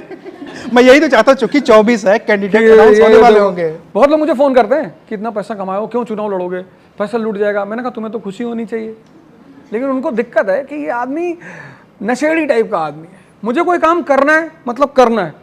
अगर मेरे दिमाग में एक बार कोई बात सेट होती है तो फिर मैं ये नहीं सोचता कि उसका प्रॉस कॉन्स क्या है, मुझे करना है। हाँ, मैं ये सोच लेता हूँ कि यार इसमें चैलेंजेस क्या आएंगे, इसका आउटकम क्या हो सकता है, इन पे होमवर्क मैं करता हूँ। पर फिर करने लगे तो फिर करने लगे तो लोकसभा तो डिसाइड कर लेंगे। पार्टी ही बता दीजिए। अरे पार्टी पे तो मैं तो इंडिपेंडेंट लड़ूंगा, इंडिपेंडेंट लड़ेंगे। बिल्कुल, हमें क्या जरूरत है किसी पार्टी से टिकट मांगने की, जरूरत ही नहीं है। हम तो सीधे जाके बोलेंगे कि देखो भैया हम तुम्हारे रिप्रेजेंटेटिव, हम ना तो किसी के चाचा बनेंगे, ना मामा बनेंगे, ना किसी के दोस्त बनेंगे। हम तो सीधे जनता को बोलेंगे भैया हम तुम्हारे रिप्रेजेंटेटिव बन के जा रहे हैं पार्लियामेंट में, तुम्हारा काम करेंगे, तुमको जिताना हो तो मुझे वोट दे देना, नहीं तो मैं फिर क्लास में चला जाऊंगा। मैं इस तरह नहीं जाऊंगा कि भैया हम भाइयों बहनों मेरे, मैं आपका चाचा, मैं आपका भाई हूँ। ये नेता लोग फालतू की रिश्तेदारी बनाते हैं बेचारी सीधी सादी जनता से। कोई कहता है मैं मामा हूँ, कोई कहता है मैं चाचा हूँ, कोई कुछ बता रहा है, ये सब। सर पब्लिक इसी पे तो खुश होती है, कम से कम चलो विधायक है तो क्या हुआ, आज तो पैर पड़ रहा है, एक दिन एक ही दिन तो पैर पड़ रहा है, फिर तो गर्दन पकड़ेगा। अब लेकिन जो जनरेशन आ रही है वो बहुत अच्छी जनरेशन, इन लोग की तो और अच्छी जनरेशन आ रही है। मतलब हमें तो सबसे ज्यादा जो आशा है वो इन लोग की जनरेशन से, कि इनकी जनरेशन आते आते ये इतने मैच्योर लोग हैं, इतने इनको पता है कि कौन कहाँ खेल रहा है, कास्टिसिज्म क्या है, कम्युनलिज्म क्या है, मुझे क्या चाहिए। तो जिस दिन ये जनरेशन और डोमिनेंट हो जाएगी, पूरी पिक्चर हिंदुस्तान की चेंज हो जाएगी। चलिए, अब चूंकि सर ने आप लोगों की इतनी तारीफ कर दी तो आप लोगों के जो सवाल हैं वो आप सर से पूछिए, फिर जो मेरे बचे हुए सवाल हैं वो मैं आप सर से पूछ लूँगा। Hello sir, as a student to a teacher of history, sir जैसे री राइटिंग ऑफ हिस्ट्री की बात चलती है तो स्पेशली मिडीवल और मॉडर्न, आपके हिसाब से क्या एक इंडियनाइजेशन के तौर पे उसका री राइटेशन होना चाहिए, और अगर होना चाहिए तो कौन कौन से ऐसे सेक्टर्स हैं जहाँ पर ज़्यादा ज़रूरत है, जैसे नॉर्थ ईस्ट हो गया या साउथ हो गया, जो कवर हो नहीं पाते उसमें? बिल्कुल बिल्कुल बिल्कुल। एक्चुअली चक्कर क्या है ना कि जो भी टीमें होती हैं, आमतौर पर ऐसा होता है कि हमने वर्ल्ड कप जीता क्रिकेट टीम में, तो man of the match, man of the series, captain, इन्हीं 2-3 लोगों की चर्चा होती है। जैसे वर्ल्ड कप का मैच खत्म हुआ फुटबॉल का, तो मैं तुमसे कहूँ फ्रांस के 6 खिलाड़ियों का नाम बता दो, बता लोगे? लेकिन एम्बापे का नाम तुम्हें पता होगा। अब तुम ये तो कह नहीं सकते यार भाई साहब पूरी टीम का योगदान नहीं था। योगदान तो पूरी टीम का ही था। मेसी जीता तो अकेले मेसी थोड़ी जीता, पूरी टीम जीती, लेकिन नाम सबसे ज्यादा किसका हुआ? मेसी का। ऐसे हिस्ट्री में भी कुछ कैरेक्टर्स ऐसे होते हैं ना जिनका रोल बहुत बड़ा होता है, लेकिन उनके आड़ में जो और लोग हैं। अब इंडिया की प्रॉब्लम ये है कि इतना बड़ा सब कॉन्टिनेंट है, इतने लोग हैं। जैसे तुम छुट्टी को ही ले लो, अब गांधी जयंती है, अंबेडकर जयंती है, अब सब धीरे धीरे खड़े हो रहे हैं कि भैया हमारे महापुरुष को भी तो दो। फिर तो ऐसे 120 दिन कंट्री में छुट्टी हो जाएगी, 150 दिन, 365 हो जाएगी, उससे हो जाएगी। ज्यादा महापुरुष। अब गवर्नमेंट को क्या करना चाहिए? तुम्हारी पॉइंट बात कर रहा हूं। अब गवर्नमेंट को यह करना चाहिए कि जैसे 2 अक्टूबर गांधी जयंती, उस दिन हम गांधी जी के सम्मान में 2 घंटे और काम करेंगे, रिवर्स पॉलिसी मार देनी चाहिए। फिर देखो कितने लोग छुट्टी मांगने आते हैं। अंबेडकर जयंती के दिन हम सिर्फ ट्री प्लांटेशन करेंगे, गवर्नमेंट ऐसे ऐसे प्रोग्राम्स डिजाइन कर दे, छुट्टी कोई नहीं होगी, सब ऑफिस आएंगे, सब काम करेंगे। तो रीराइटिंग होनी चाहिए समय समय पर। न्यू थॉट्स आते हैं, न्यू स्कूल्स आते हैं, न्यू स्टडीज आते हैं, उससे हमारा, जैसे अभी जो न्यू एनसीईआरटीज है, हमने जो एनसीईआरटी पढ़ी थी सतीश चंद्र, विपिन चंद्र वगैरह वगैरह, और ये जो अब एनसीईआरटीज हैं जो थीम बेस्ड है, हमने उस तरह सोचा नहीं था। अर्बनाइजेशन, तो अगर ये रीराइटिंग नहीं होती तो ये नया स्कूल ऑफ थॉट कैसे आता? तो डेवलपमेंट ही तो लाइफ है, तो रीराइटिंग होनी चाहिए, पर उसका एजेंडा क्या होना चाहिए? डेवलपमेंट, कि हम और चीज़ों को इम्प्रूव करें और आगे बढ़ें। आईफोन 15 आ गया ना, तो कुछ नए फीचर लेकर ही आया होगा। तो ऐसे डेवलपमेंट होना चाहिए, ऐसी रीराइटिंग होनी चाहिए, कुछ नए फीचर आने चाहिए, कुछ नई चीज़ें आनी चाहिए जो समाज को, सोसाइटी को, नेशन को डेवलप करें। होना चाहिए। जैसे हमारे कल्चर है, इंडियन हिंदू कल्चर है, इंडियन कल्चर है, टेम्पल वम्पल कौन जानता है? हमने कितना निगलेक्ट किया अपने टेम्पल आर्किटेक्चर को। आयुर्वेदा को कितना निगलेक्ट किया हमने। हमारा लिटरेचर इतना रिच लिटरेचर है पूरी दुनिया का, मतलब लिटरेचर सबको पढ़ना चाहिए। मतलब तुम लोगों को लिटरेचर से तो जरूर लगाव रखना चाहिए। पोयम है, स्टोरीज हैं, नॉवेल्स हैं। रामधारी सिंह दिनकर हैं, मैं जब भी कभी परेशान होता हूँ कोई एक लाइन उनकी उठा लेता हूँ। प्रसादों के कनकाब शिखर होते कबूतरों के ही घर। ना जो बड़े बड़े महलों में लोग रह रहे हैं, कितनी लग्जरी में रह रहे हैं, और लग्जरी आदमी को बर्बाद करती है। नेसेसिटी होनी चाहिए, लग्जरी नहीं। प्रसादों के कनकाब शिखर होते कबूतरों के ही घर, महलों में गरुड़ न रहता है, कंचन पर कभी न सोता है। रहता वो कहीं दरारों में, रहता वो कहीं पहाड़ों में, शैलों की फटी दरारों में। ये एक मैसेज है कि तुम्हारे सपने जितने बड़े हैं, तुम्हारा संघर्ष भी उतना बड़ा होगा। जितना संघर्ष बड़ा होगा उतनी शक्ति पैदा होगी। तो रीराइटिंग होनी ही चाहिए, पर उसका मॉडल क्या होना चाहिए? आईफोन 15 वाला, कुछ तो बेहतर हो, कुछ तो बेहतर हो, ये मॉडल होना चाहिए। नमस्कार जी, मेरा नाम जावेद है। पिछले एक पॉडकास्ट में आपने कहा था कि पार्लियामेंट में आईएएस को होना ज़रूरी है, और अभी करंट सिनेरियो देखें तो अभी बहुत ही कम है। तो इसकी क्या वजह है? जनता की नासमझी समझें या फिर पढ़े लिखे लोग नहीं आ पा रहे हैं इस? नहीं, नासमझी तो नहीं है जनता की, लेकिन अभी तो कई सारे आईएएस ऑफिसर हैं हमारी पार्लियामेंट में, ऐसा नहीं है। बहुत सारे लोग हैं और बहुत सारे लोग अब जा रहे हैं। जैसे तुम तमिलनाडु अगर देखो तो वहाँ पे एक बहुत एमर्जिंग लीडर है बीजेपी का, अन्नामलाई। आईपीएस था वो आदमी, he was an IPS, very dynamic officer, Karnataka cadre का ऑफिसर था, उसको सिंघम बोलते थे कर्नाटका में। तो ऐसे अब लोग टर्न हो रहे हैं। पहले क्या था कि लोगों को लगता था कि ठीक है यार, नौकरी कर लेंगे, क्या ज़रूरत है बवाल करने की। अब मैंने कहा ना, तुम्हारी जनरेशन आ रही है, ये जो मिलेनियल्स थे ना, इनका ओरिएंटेशन ऑफ लाइफ ही अलग था। अब तुमको चाहिए इंडस्ट्री, अब ये जनजी ऑडियंस है। हाँ, अब तुम पूछोगे सरकार से कि हम कहाँ नौकरी करें, ऑक्सीजन क्यों नहीं है, दवा क्यों नहीं है। अब तुम क्वेश्चन करोगे, पढ़े लिखे लोग हो ना, और वो भी एआई जनरेशन, आर्टिफिशियल इंटेलिजेंस। कोई नेता बदतमीजी किया, फोटोशॉप करके लगा दिया, कुत्ते के ऊपर बैठा हुआ, वो भी चिल्ला रहा है कि अरे भैया सूडान उडान की आईडी से कहीं लगा दिया तुमने। एक लड़के ने मुझको फ़ोन किया, कहा गुरुजी हमसे बात कर लो, मैं बहुत मास्टर हूँ इस सब खेल का। अरे मैंने कहा भैया काय परेशान कर रहे हो। तो तुम्हारी जनरेशन तो दूसरे लेवल पे फाइट करेगी ना, तो आएंगे धीरे धीरे लोग, और तुम कोशिश करो कि तुम ही आओ, सिलेक्शन लो, क्योंकि हमें लोगों से अपील करने से अच्छा एग्जाम्पल बनना चाहिए। एग्जाम्पल लोगों को बहुत प्रभावित करता है। आएंगे लोग धीरे धीरे। अब माहौल बहुत चेंज हो रहा, बहुत ज़्यादा। 24 तो नहीं, लेकिन 29 का इलेक्शन इंडिया की डेस्टिनी को चेंज करेगा। तुम्हारी उम्र कितनी है? अरे फिर तो तुम वोट दोगे। चलो बताओ। Good evening, sir. Sir, I have been your student since a long time. Sir, you play a very important role, like aspirants like me and many such others. As you are a very influential person, so many youth, aspirants and even parents follow you.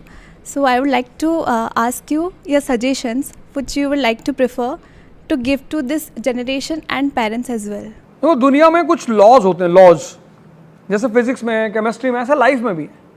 तो जिंदगी में एक law है P = P। तुम अपनी जिंदगी की priorities set करो। ये जितने भी लोग उलझे हुए हैं ना, इनके पास प्रायोरिटीज नहीं है। पहले क्या करना है, फिर क्या करना है। जैसे तुम्हें बिना न्यू बनाए छत बनाना है, पॉसिबल है? आज का युवा कितनी जल्दी डिप्रेस हो जाता है।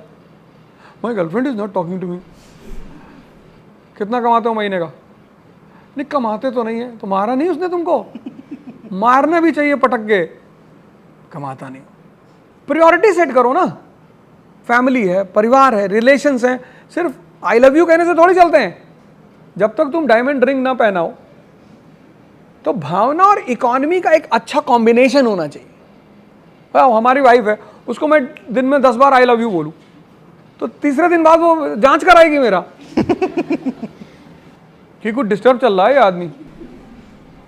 ये जो कॉम्बिनेशन होता है ना चीज़ों का, वो आदमी को समझना चाहिए। तो चाहे वो स्टूडेंट हो, चाहे पेरेंट्स हो, चाहे जो भी हो, उनको प्रायोरिटी और पॉलिसी दोनों को साथ लेके चलना चाहिए।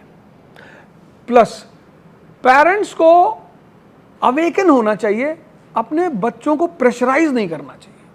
जैसे मैंने देखा कुछ पेरेंट्स बोलते हैं आईएएस मेरा गोल है बेटा, मेरा सपना है, बस तुम किसी तरह आईएएस बन जाओ। किसी तरह कैसे बन जाए वो?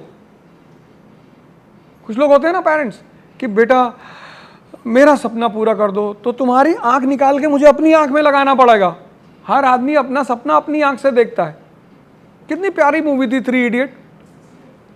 उस मूवी ने सबको मैसेज दिया, टीचरों को दिया, पेरेंट्स को दिया, स्टूडेंट्स को दिया। वो मूवी मुझे तो लगता है कि वो मूवी एक ऐसी मूवी थी, मतलब जो रैंचो मॉडल है ना, वो क्या मॉडल है, इमीडिएट किसी सिचुएशन को कैसे हैंडल करना है। शादी में जब पकड़ जाते हैं ये लोग खाना खाते हुए, अब तीनों टर्न होते हैं, तो तुम तीनों का बिहेवियर देखो। राजू और फरहान तो खत्म, लेकिन रैंचो इमीडिएटली अपने आप को वो करता मैनेज। पूछता किसकी तरफ से आया, कहता साइंस की तरफ से सर। यही तो पर्सनालिटी है। तो पेरेंट्स को चाहिए कि अवेयर होना चाहिए, अपने जो बच्चे हैं उनसे बैठ के बात करना चाहिए, काउंसलिंग करना चाहिए, कहाँ जाना चाहते हो। जैसे मेरा एक दोस्त है, तो उनका जो लड़का है वो जर्नलिज्म करना चाहता है, इधर इस फील्ड में आना, वो चाहते नहीं तुम आईएएस ही बनो, और हमसे कह रहे थे कि इसको समझाओ। फिर मैंने उसको मैसेज किया कि देख मैं तुझे कुछ समझाऊंगा, तुम समझना मत। क्योंकि जहां हमारा दिल लगता है उसका आउटपुट ही कुछ अलग होता है। सब पूरी कंट्री आईएएस बन जाएगी, ये लोग इंसान नहीं है। कितना रिस्पॉन्सिबल जॉब कर रहे हैं, ये जॉब नहीं है। आपको हर चीज से अवगत करा रहे हैं, आपको समाज का आईना दिखा रहे हैं, चीजें डिस्कस कर रहे हैं, जिंदगी दांव पे लगा रहे हैं अपनी।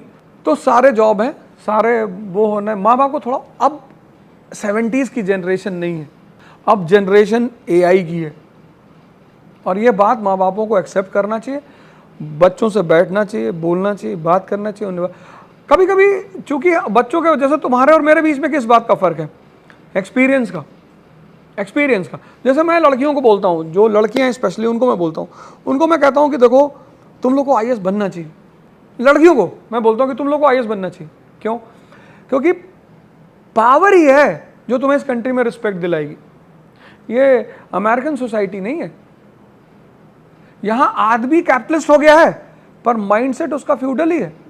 वो चाहता है मेरी जो पड़ोस वाले की वाइफ है वो बिकनी में टहले, और मेरी वाइफ।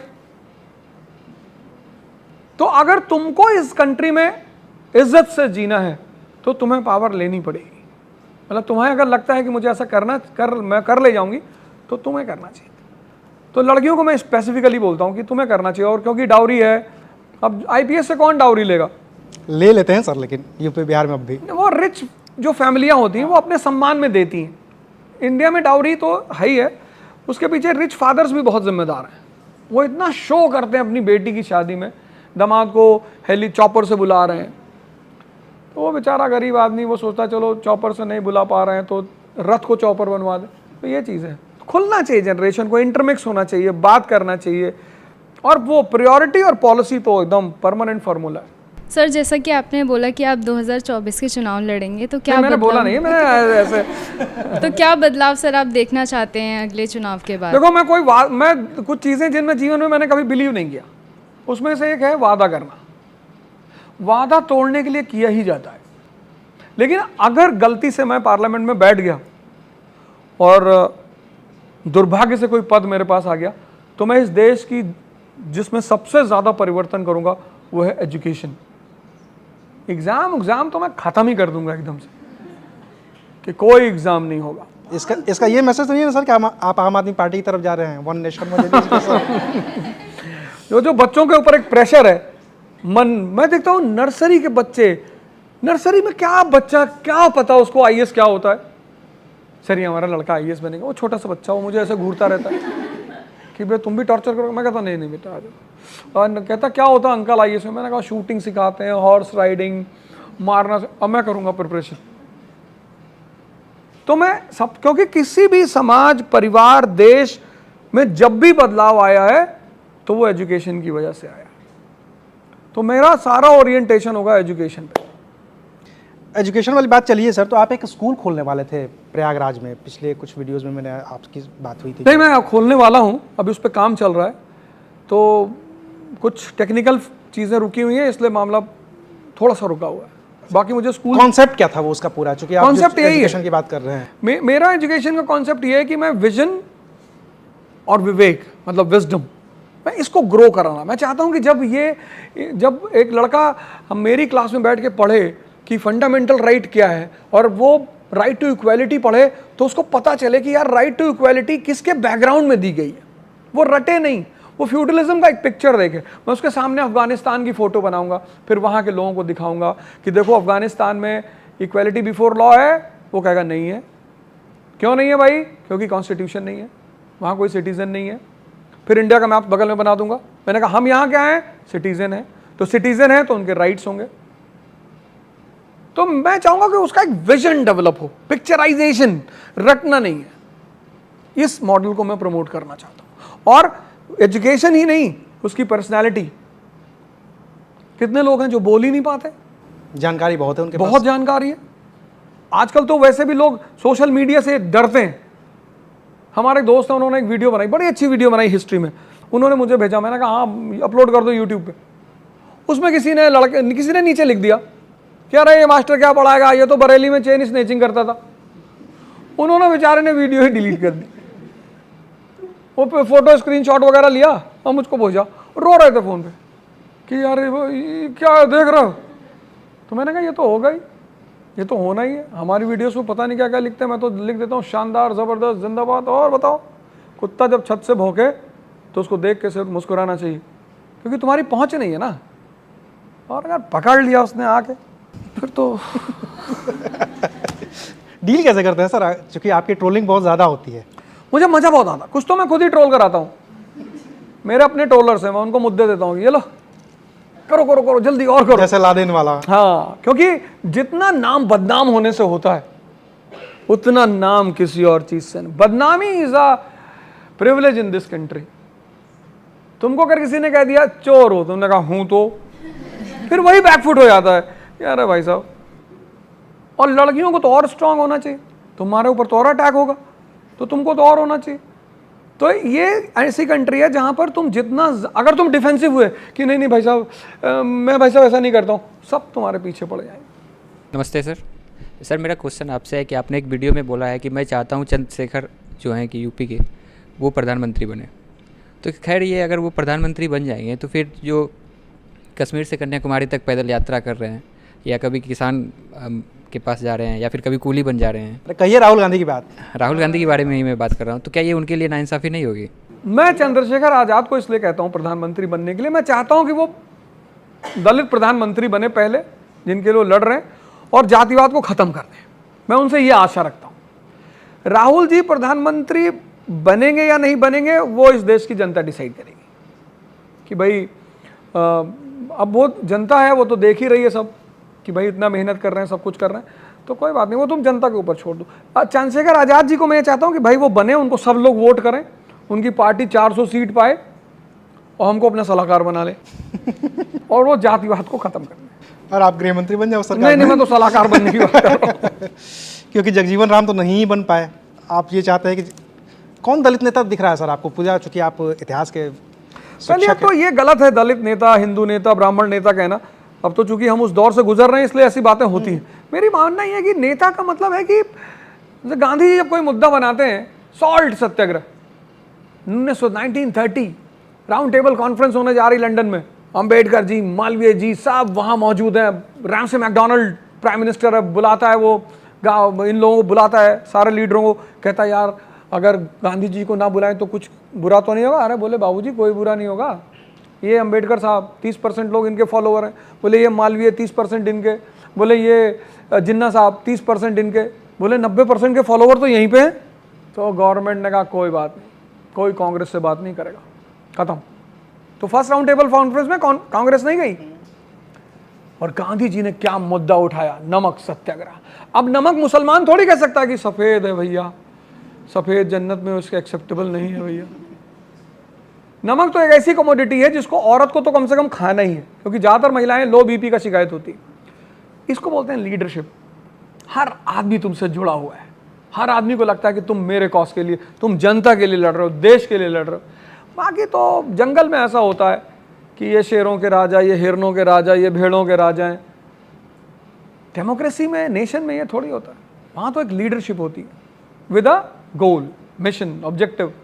सर मेरा सवाल ये है कि इधर बीच एक टॉपिक चल रहा है अखंड भारत का, तो सर क्या आपको लगता है फिर से एक बार अखंड भारत हो पाएगा, ये पॉसिबल है, या फिर ये सिर्फ बातें बन के रह जाएंगी? नहीं नहीं, एकदम पॉसिबल है, बिल्कुल पॉसिबल है, क्योंकि हमारा अखंड भारत का मतलब ये है सिल्क रूट पे कब्जा। देखो अखंड भारत यहाँ पे एक वर्बल कॉन्सेप्ट नहीं है, बड़ा प्यारा concept. Route ABC, northern path पूरा, फिर silk route China, Iran, Saudi Arabia, Europe, फिर ये नॉर्दर्न पाथ तक्षशिला से लेकर पूरा बांग्लादेश। तो अगर तक्षशिला से लेकर बांग्लादेश तक हमारा पूरा एरिया बन गया, कॉरिडोर बन गया, तो साउथ चाइना सी फिर हमारा रहेगा, वो इंडो चाइना में हम बैठेंगे, वो पूरी बेल्ट जो है पैसिफिक की वो हमारे पास रहेगी। तो ये इकोनॉमिक कॉन्सेप्ट है बेसिकली, आम जनता उसे नहीं समझ पाती। चाइना क्या कर रहा है? CPEC क्या है? China Pakistan economic corridor, silk route पे कब्जा ही तो है। और अगर सिल्क रूट पे चाइना कब्जा हो गया तो हम तो एनर्जी से स्टार्व हो जाएंगे, और अगर हम एनर्जी के लिए स्टार्व्ड हुए तो फिर हम तो उसकी मर्जी पे आ जाएंगे, हम तो उसके डिपेंडेंट हो जाएंगे। तो अखंड Bharat is a very good concept regarding economic empowerment of this country. जो नक्शे वाला नहीं है कि नक्शा खींच करके अफगानिस्तान तक ले जाते हैं कि समुद्रगुप्त वहाँ तक। नहीं नहीं नहीं, वो हम दोस्ती करके हाथ मिलाकर, या कोई उधर से आना चाहे, मान लो जैसे पाकिस्तान कहते हैं कि भैया हम वापस आ रहे, आओ, तो हम बुला लेंगे उन्हें, कोई बात, पर वो बनना ही बनना है, तभी सबका विकास होगा, वैसे उसके बिना सब परेशान रहेंगे। सर मैं जामिया मिलिया इस्लामिया से सर जर्नलिज्म का छात्र हूँ। सर आप इतिहास पढ़ाते हैं, तो सवाल इतिहास से रिलेटेड है कि सर 1947 से लेकर 2023 तक कोई एक इतिहास ऐसा जिसे पूरे देशवासियों को गर्व करना चाहिए, और एक इतिहास ऐसा कि सबको शर्म करना चाहिए सर, आपके हिसाब से? सर देखो भैया, परसों हमको दुबई जाना है। आपको सर यूथ फॉलो करता है सर आपकी बात? नहीं, निश्चित तौर पर देखो बड़ी सारी घटनाएं हैं, बांग्लादेश की घटना है जिसको सबको गर्व करना चाहिए, एकदम गर्व करना चाहिए। मतलब एक अचीवमेंट है, पॉलिटिकल अचीवमेंट है, लिबरलाइजेशन है, ठीक है, अच्छा मोड़ आया। फिर राजीव गांधी का जो हमारा वो था, बड़ी सारी घटनाएं, कोई एक घटना ऐसी स्पेशल, लेकिन मैं तो बांग्लादेश को अचीवमेंट मानता हूँ। और जिस पे हमें थोड़ा सा दुखी होना चाहिए, बाबरी मस्जिद नहीं गिरानी चाहिए थी यार। मुसलमान से आप फिर ट्रोल होंगे सर, वो हम ले ही लेते हैं उनसे, हम उन्हें समझा ले आते, हम तो जाते डेलीगेशन बन के तो हम तो समझा ले आते हैं कि देखो भैया, क्योंकि कोई भी जो स्ट्रक्चर होता है ना, वो किसी देश की कल्चर का, आर्किटेक्चर का एक हिस्सा होता है। सुप्रीम कोर्ट ने हिंदू के पक्ष में निर्णय दे ही दिया था, तो वो जबरदस्ती नहीं करनी चाहिए थी, वेट करना था हमें कि रुक जाते। जब फाइनली निर्णय, सारा साक्ष्य, सारा एविडेंस, सारा सबूत हिंदुओं के पक्ष में था, मिला उन्हें कि नहीं मिला? तो अगर नहीं गिराते तो कितना अच्छा होता। भाई हमारी पड़ोसी कंट्री पाकिस्तान, वो अपने मुसलमानों को कैसे भड़काएगी? ऐसे ही तो भड़काएगी कि ये देखो इंडिया काफिर लैंड, मस्जिद गिरा दिया। ये मौका दिया हमने उन्हें करने का। कितने दंगे हुए, मुंबई तक उसकी पूरी आंच पहुंची थी, ठीक है ना, धमाके तो हुए, नहीं करना चाहिए था वो, ऐसा मुझे लगता है कि नहीं करना चाहिए। सर मैं ये पूछना चाहती हूँ, जैसे अभी हमारे करियर की स्टार्टिंग हुई है, तो काफ़ी मेरे दोस्त और मैं भी, हम ऐसे हैं जो अभी डिसाइड नहीं कर पाए कि हमें कहाँ जाना है। जैसे अगर कोई एग्जाम भी तैयार, कहीं जा रहे हो घूमने? नहीं, अच्छा, मतलब कौन सी फील्ड में जाना है, कौन सा, फील्ड मतलब में, अच्छा, अपना कौन सी करियर डिसाइड नहीं कर पाए, मतलब कंफ्यूज हैं, काफ़ी चीज़ें एक्सप्लोर करना चाहते हैं। ना ना, अच्छा हाँ ठीक है। तो हाँ, तो यही सवाल है। तो कुछ लोग कहते हैं कि नहीं, पहले मतलब डिसाइड कर लो कि क्या करना है और उसी पाथ में चलो, और कुछ लोग, मतलब हमें ये भी सुनने को मिलता है कि अभी मतलब आप एक्सप्लोर कर सकते हो चीज़ें, अलग अलग फील्ड में जाके देख सकते हो। तो आप अपने एक्सपीरियंस से क्या बोलेंगे कि एक चीज़ पे रहें या फिर सब? अक्षय कुमार, शाहरुख खान, आमिर खान, अजय देवगन, ऐसे 4 लड़के तुम्हारे सामने बिठा दिए जाए तो तुम किसको चुनोगे? कंफ्यूज होगी कि नहीं होगी? बस ये तुम लोहरी जनरेशन की प्रॉब्लम है। उसको कभी लगता है कि यार ये चीज़ बहुत अच्छी है, मतलब किसी ने 4 बातें IAS की बता दी तो तुमको लगता है ऐसा होता है, और सिंघम और कैप और गाड़ी और बत्ती, तुम्हें लगता है IAS बनना है। ये जो तुमने इतने सारे ऑप्शंस तो तुम खोलते हो, जैसे मैं लोगों को मना करता हूँ, पहले लड़की देखने जाना नहीं चाहिए, लेकिन अगर जाओ तो अकेले जाओ, क्योंकि जहां तुम 5 लोगों को लड़की लेके देखने गए, तुम्हारी शादी नहीं होगी कभी। कोई ना कोई बोल देगा आंख बहुत छोटी है, अरे तेरी भैंस जैसी आंखें हैं तो उससे थोड़ी शादी करनी है। तुम कंफ्यूज नहीं हो, तुमने बड़े सारे ऑप्शंस खोल दिए। तो जब तुम कभी आईएएस देखते हो उधर भाग जाते हो, जैसे कोई तुम्हें मिल गया आईएएस को सपोर्ट करने वाला तो तुम उधर भाग जाते हो, कोई जर्नलिज्म को सपोर्ट करने वाला तुम उधर भाग जाते हो, कोई एमबीए को सपोर्ट, ये हो रहा है तुम्हारे साथ। तो अब तुम एक काम करो, और तुम्हें क्या है, खतरा हर जगह है, ऐसी कोई जगह ही नहीं जहां खतरा नहीं है। तो एक बार तुम भागते हो उसका प्रॉफिट देके, फिर जब तुम उसकी चैलेंज देखते हो पीछे चले आते हो, बस यही ड्विंडल हो रहा हो। तुम एक डिसीजन लो कि मेरा इंटरेस्ट क्या है, मेरी हॉबी क्या है, मेरी थॉट क्या है, ओरिएंटेशन क्या है, फिर एक डिसीजन लो। माँ बाप के साथ बैठो, तुम्हारे सीनियर्स हैं, टीचर्स हैं, उनके साथ बैठो। वो भी खासकर अर्जुन की, जो लोग कृष्ण की तरह है, राय सबसे नहीं लेनी चाहिए। राय हमेशा उस आदमी से लेना चाहिए जिसका इंटरेस्ट तुम्हारे इंटरेस्ट से अटैच है, वो तुम्हें अच्छा राय देगा। तो उसमें माँ बाप का पहला स्थान होता है।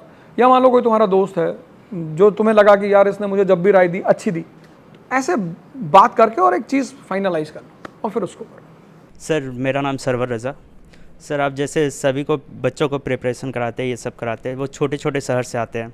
अभी कोटा में बच्चे आत्महत्या कर रहे हैं, तो इसका क्या कारण है? वो बच्चे प्रेशर कंपटीशन को लेकर है या फिर परिवार की तरफ से वैसा प्रेशर आ रहा, या वो तैयारी नहीं कर पा रहे? नहीं ऐसा नहीं है, इशू बड़ा है सर, बहुत बड़ा इशू, बहुत बड़ा इशू है। उसमें देखो कई बातें हैं। एक तो हमने रटने वाली पढ़ाई पढ़ी है, हमारी जो एजुकेशन सिस्टम है वो रटने वाली है। रटने वाली पढ़ाई बहुत डिप्रेशन पैदा करती है, बहुत। ये पूरा जो कॉन्सेप्ट है रटने वाला, ये कॉन्सेप्ट ही खराब है। तो एक तो ज्यादातर लोग उस मॉडल से पढ़कर आए। दूसरी बात क्या है, पेरेंट्स बेचारे बहुत सारे ऐसे होते हैं जो नहीं जानते कि प्रिपरेशन का मतलब क्या होता है, उस प्रेशर का मतलब क्या होता है। जैसे हमें कोई लड़का, जैसे तुम हमसे मिलने आए, इसकी तैयारी को तुम हमसे मिलने आए और तुमने कहा सर, क्योंकि हम जीवन में डेली कोई ना कोई चुनौती फेस करते हैं, और जब तुम मुझसे मिलने आए तो मुझे पता है कि तुम आज पढ़ के ऊब चुके हो और अब तुम्हारा दिमाग नेगेटिव मोड में तुम्हें ले आ रहा है, और तुम मेरे पास आए कि सर मन कर रहा छोड़ दूं। अबे मैंने कहा, परसों एक बाबा जी मिले थे, मैंने उनसे तुम्हारा नाम लेके पूछा, बोले 3rd रैंक। तुरंत तुमको कहा सर चाय पी ले, आप पी लो चाय। माँ बाप पेरेंट्स, इनका काम है मोटिवेशन डालना। ये क्या करते हैं अनजाने में, माता जी क्या करेंगी, भैया तुम्हारे पापा की बीपी बहुत हाई रहती है। हाँ भैया, कल तो 400 थी। वो बेचारा 8 घंटा जो पढ़ के उठा है, जिसके दिमाग में इतना प्रेशर है, ये भी तो पेट है ना, उसने वो बात सुन ली कि पापा का बीपी हाई है। उसके ऊपर से वो टीचर, फिर कंपैरिजन। तुम आज तैयारी करने आओ, एक 3 साल पहले कर रहा है, दोनों में डिफरेंस होगा ना। ये हो रहा है कोटा में, कंपैरिजन, प्रेशर, दबाव, जबरदस्ती। और वो बच्चे, चूंकि उम्र उनकी कम है, भाई 10+2 16 पे आदमी कर लेता है मैक्सिमम, तो 16 का बच्चा, उसका जो मैच्योर ग्रोन अप रेशियो है वो कम है थोड़ा सा, उसी में वो बेचारा थक हार के टूट जाता है एकदम से। सर मेरा नाम तौकीर है, मैं जामिया मिलिया इस्लामिया से जर्नलिज्म कर रहा हूँ। मेरा सवाल एक छोटा सा है, 2024 में आपके हिसाब से मेन मुद्दा क्या होना चाहिए? इसको सर थोड़ा सा ट्विस्ट कर लें क्या, कि 2024 के चुनाव, 2029 के चुनाव, 2023 में जो चुनाव हो रहे हैं, इन चुनाव में मुद्दा होना कैसे चाहिए? कुछ चीज़ें होती हैं जो पार्टियां डिसाइड करती हैं कि ये मुद्दा है, कुछ चीज़ें हम लोग भी डिसाइड कर देते हैं यहाँ बैठ के कि ये मुद्दा है, और जिनके मुद्दे हैं वो डिसाइड ही नहीं कर पाते हैं कि उनका मुद्दा क्या है। उनको पता ही नहीं ना, उनको पता ही नहीं। जिनको मुद्दा देना है सरकार को, उनको पता ही नहीं कि मुद्दा क्या है। तो 2024 का जो मुद्दा है वो बस एक ही होना चाहिए, इंडस्ट्रियल रेवोल्यूशन। सरकार इंफ्रास्ट्रक्चर पे तो काम कर ही रही है, इंडस्ट्री पे भी काम करे, इन्वेस्टमेंट पे काम करे, जॉब पे काम करे, एम्प्लॉयमेंट पे काम करे, इन सब चीज़ों पे काम करे। बस पूरा कंसंट्रेशन ही सरकार उधर पलट दे। तो वो भाषणों में लंबे लंबे आंकड़े फेंक देंगे, कोई भी सरकार हो, स्टेट गवर्नमेंट कोई भी हो, सेंट्रल गवर्नमेंट हो, इतने 1000 रोजगार दे दिए, इतने का फॉरेन इन्वेस्टमेंट ले आए, ज़मीन पे कुछ दिखेगा ही नहीं। वो गरीब आदमी जो वोट देने जा रहा है गांव को, उसको समझ ही में नहीं आ रहा है कि तुम्हारे यहाँ कागज नहीं। जैसे हमारे यहाँ बजट आता है हर साल, तो बजट किस लिए आता है? जनता को पढ़ने के लिए। कोई पढ़ता है? कभी देखे किसी को बजट पढ़ते हुए? मजबूरी में हम जैसे लोग पढ़ते हैं, हम जैसे लोग, हमें भी पढ़ना पड़ता है, हमें तो जरूरत है। हम अब जब जनता तुमने अपने नौकर को 1000 रुपये दिया कि जाओ खर्चा है, सामान ले आओ, वो आया घर, तुमने हिसाब ही नहीं मांगा, और ऐसा तुम लगातार करते चले गए तो तुम्हारे पैसे को मिसयूज करेगा कि नहीं करेगा? इस देश की जनता अपने प्रतिनिधियों से हिसाब ही नहीं मांगती, कहती पूछती ही नहीं। उसकी एक वजह और भी है कि जो इनकम टैक्स पेयर कम्युनिटी है उसकी परसेंटेज बहुत कम है। जब हम किसी चीज का पैसा देते हैं ना, जैसे तुम किसी फ्री की क्लास में पढ़ने गए, टीचर 3 दिन नहीं आया, तुम्हारे ऊपर कोई फर्क नहीं पड़ा, लेकिन तुमने 2 लाख फीस दी तो तुम कोचिंग में आग लगा दोगे कि पैसा दिए हैं।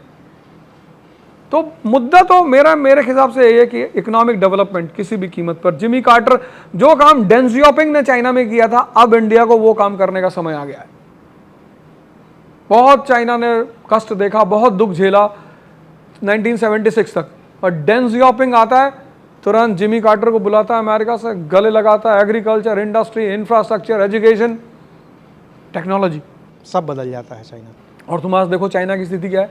तो आज भारत को डेंग जियाओपिंग मॉडल अपनाने का समय आ गया है, और अगर वो नहीं अपनाएगा तो बहुत मुश्किल हो जाएगी, बहुत दिक्कत हो जाएगी। सर, जिस तरह मेरे सहपाठी ने कहा कि मतलब कोटा में बच्चे सुसाइड कर रहे हैं डिप्रेशन से, या मतलब आपने रीजंस तो बहुत बताए कि कंपटीशन होता है या घर से प्रेशर होता है, तो सर अक्सर हमने देखा है कि बच्चे हार मान जाते हैं और छोड़ देते हैं या ये सुसाइड कर लेते हैं, तो उस डिप्रेशन से बाहर किस तरीके से वो निकल सकते हैं? बच्चे ही नहीं हार मान जाते हैं, बुढ़े भी हार मानते हैं, लेकिन बुढ़ों के पास जीने के बड़े बहाने होते हैं। गुड़िया की शादी नहीं हुई है, अभी मकान का छत नहीं पड़ा है। बच्चों के पास बहाना नहीं होता, पहली बात। दूसरी बात, मैं बार बार युवाओं से इस देश के कहता हूं कि देखो भैया, बादाम का तेल लगा रहे हो, बादाम का शैम्पू लगा रहे हो, बादाम का साबुन लगा रहे हो और खा रहे हो गुटखा। तो मैं इस देश के युवा से 2 बातें तो परमानेंटली कहता हूं। पहला, अपने मन की ताकत को बढ़ाओ। जितना शक्तिशाली मन, मैंने 3-4 फोटो रख रखी है। एक स्टीफन हॉकिंस की फोटो है, शरीर खराब है, मन स्ट्रांग है, नोबेल प्राइज विनर। एक दुर्योधन की फोटो है, शरीर स्ट्रांग है, मन खराब है, खुद भी खत्म हो गया, खानदान ही खत्म हो गया। एक कृष्ण की फोटो है, मन भी बैलेंस है, शरीर भी। ये जिंदगी, अभी तो तुम लोग की जिंदगी शुरू हुई। तुम याद करो, जब तुमने 10th का एग्जाम दिया होगा तो मम्मी पापा ने क्या कहा था कि बेटा यहाँ परसेंटेज अच्छे आ जाएंगे तो जिंदगी बन जाएगी, आए ना? फिर कोविड बैच, अच्छा कोविड, फिर उन्होंने 12th में यही बात दोहराई कि 12th बेटा फाइनल। फिर क्या बोला कि बेटा अगर IIT IIM और यहाँ वहाँ हो जाएगा तो। अभी क्या बोलेंगे पता है? अभी तुम कुछ बन जाओगे, फिर बोलेंगे देखो बेटा ठीक है पत्रकार हो गए हो, लेकिन जो जलवा टीना दाबी का है, जलवा तो, और तुम तो शेर खान हो फैमिली की, फिर तुम्हें एक 4 दे दिया। ऐसे जिंदगी हर कदम पे तुम्हें एक बार लालच देगी, एक तरफ चुनौती देगी और आगे बढ़ाती रहेगी। At the end of the day तुमको जाके पता चलेगा कि सब ने बेवकूफ़ बनाया। मतलब जब हम ट्रॉल होते हैं, अब जब ट्रॉलिंग होती है या लोग, बहुत समाज है ना, तो तुम्हें कोई कुछ भी बोल सकता है, उनको राइट है, तो हमारे बड़े सारे कोलीग्स डर जाते हैं। अभी मैंने तुम्हें बताया, हमको तो जब पहली बार में ट्रॉल हुआ 2 बजे रात में फ़ोन आया, और फ़ोन करते ही अगले ने गाली देना शुरू कर दिया। हमें लगा ये कहाँ मिल गया यार। फ़ोन बंद किया ना, मुंह धुला अपना, फ्रेश व्रेश, फिर आए, फिर घंटी बजी, फिर मैंने उठाया, फिर तो जो पलट के मैंने देना शुरू किया। फिर वो मुझसे कहने लगा भाई साहब देखो आप गलत भी करते हो, बदतमीजी भी करते हो। फिर वो भाई साहब पे आ गया, हमसे कह रहा था ये कट डालेंगे, मार डालेंगे, ये कट डालेंगे। हम कहते ना काटेंगे ना तुमको, मैं एक्सीडेंटल टीचर हूँ। मेरे साथ वो हिसाब किताब नहीं कि मुझसे बाबूजी गलती हो गई। अरे कोई गलती वलती नहीं, जो कर रहे हैं वो सही है, और बदतमीजी मत करना। तो मैंने ये देखा कि जिंदगी में हर कदम पे तुम्हें लड़ना होता है। तो जब हर कदम पे, और हर आदमी को लड़ना है, ऐसा नहीं किसी को, सबको, तो जब लड़ना है तो शक्ति पैदा कर लो। मेरी बेटी थी, हॉस्पिटल में एडमिट थी, सिरिंज लगा हुआ था। उस वक्त ऐसा लगता है कि मार डालो डॉक्टर को। अब डॉक्टर भी बेचारा क्या करे, अब वो सिरिंज निकाला डॉक्टर ने, और फिर 1-2 घंटे बाद लगाया तो ब्लड का फ्लो हुआ, तो बेचारी से खड़ी हो गई।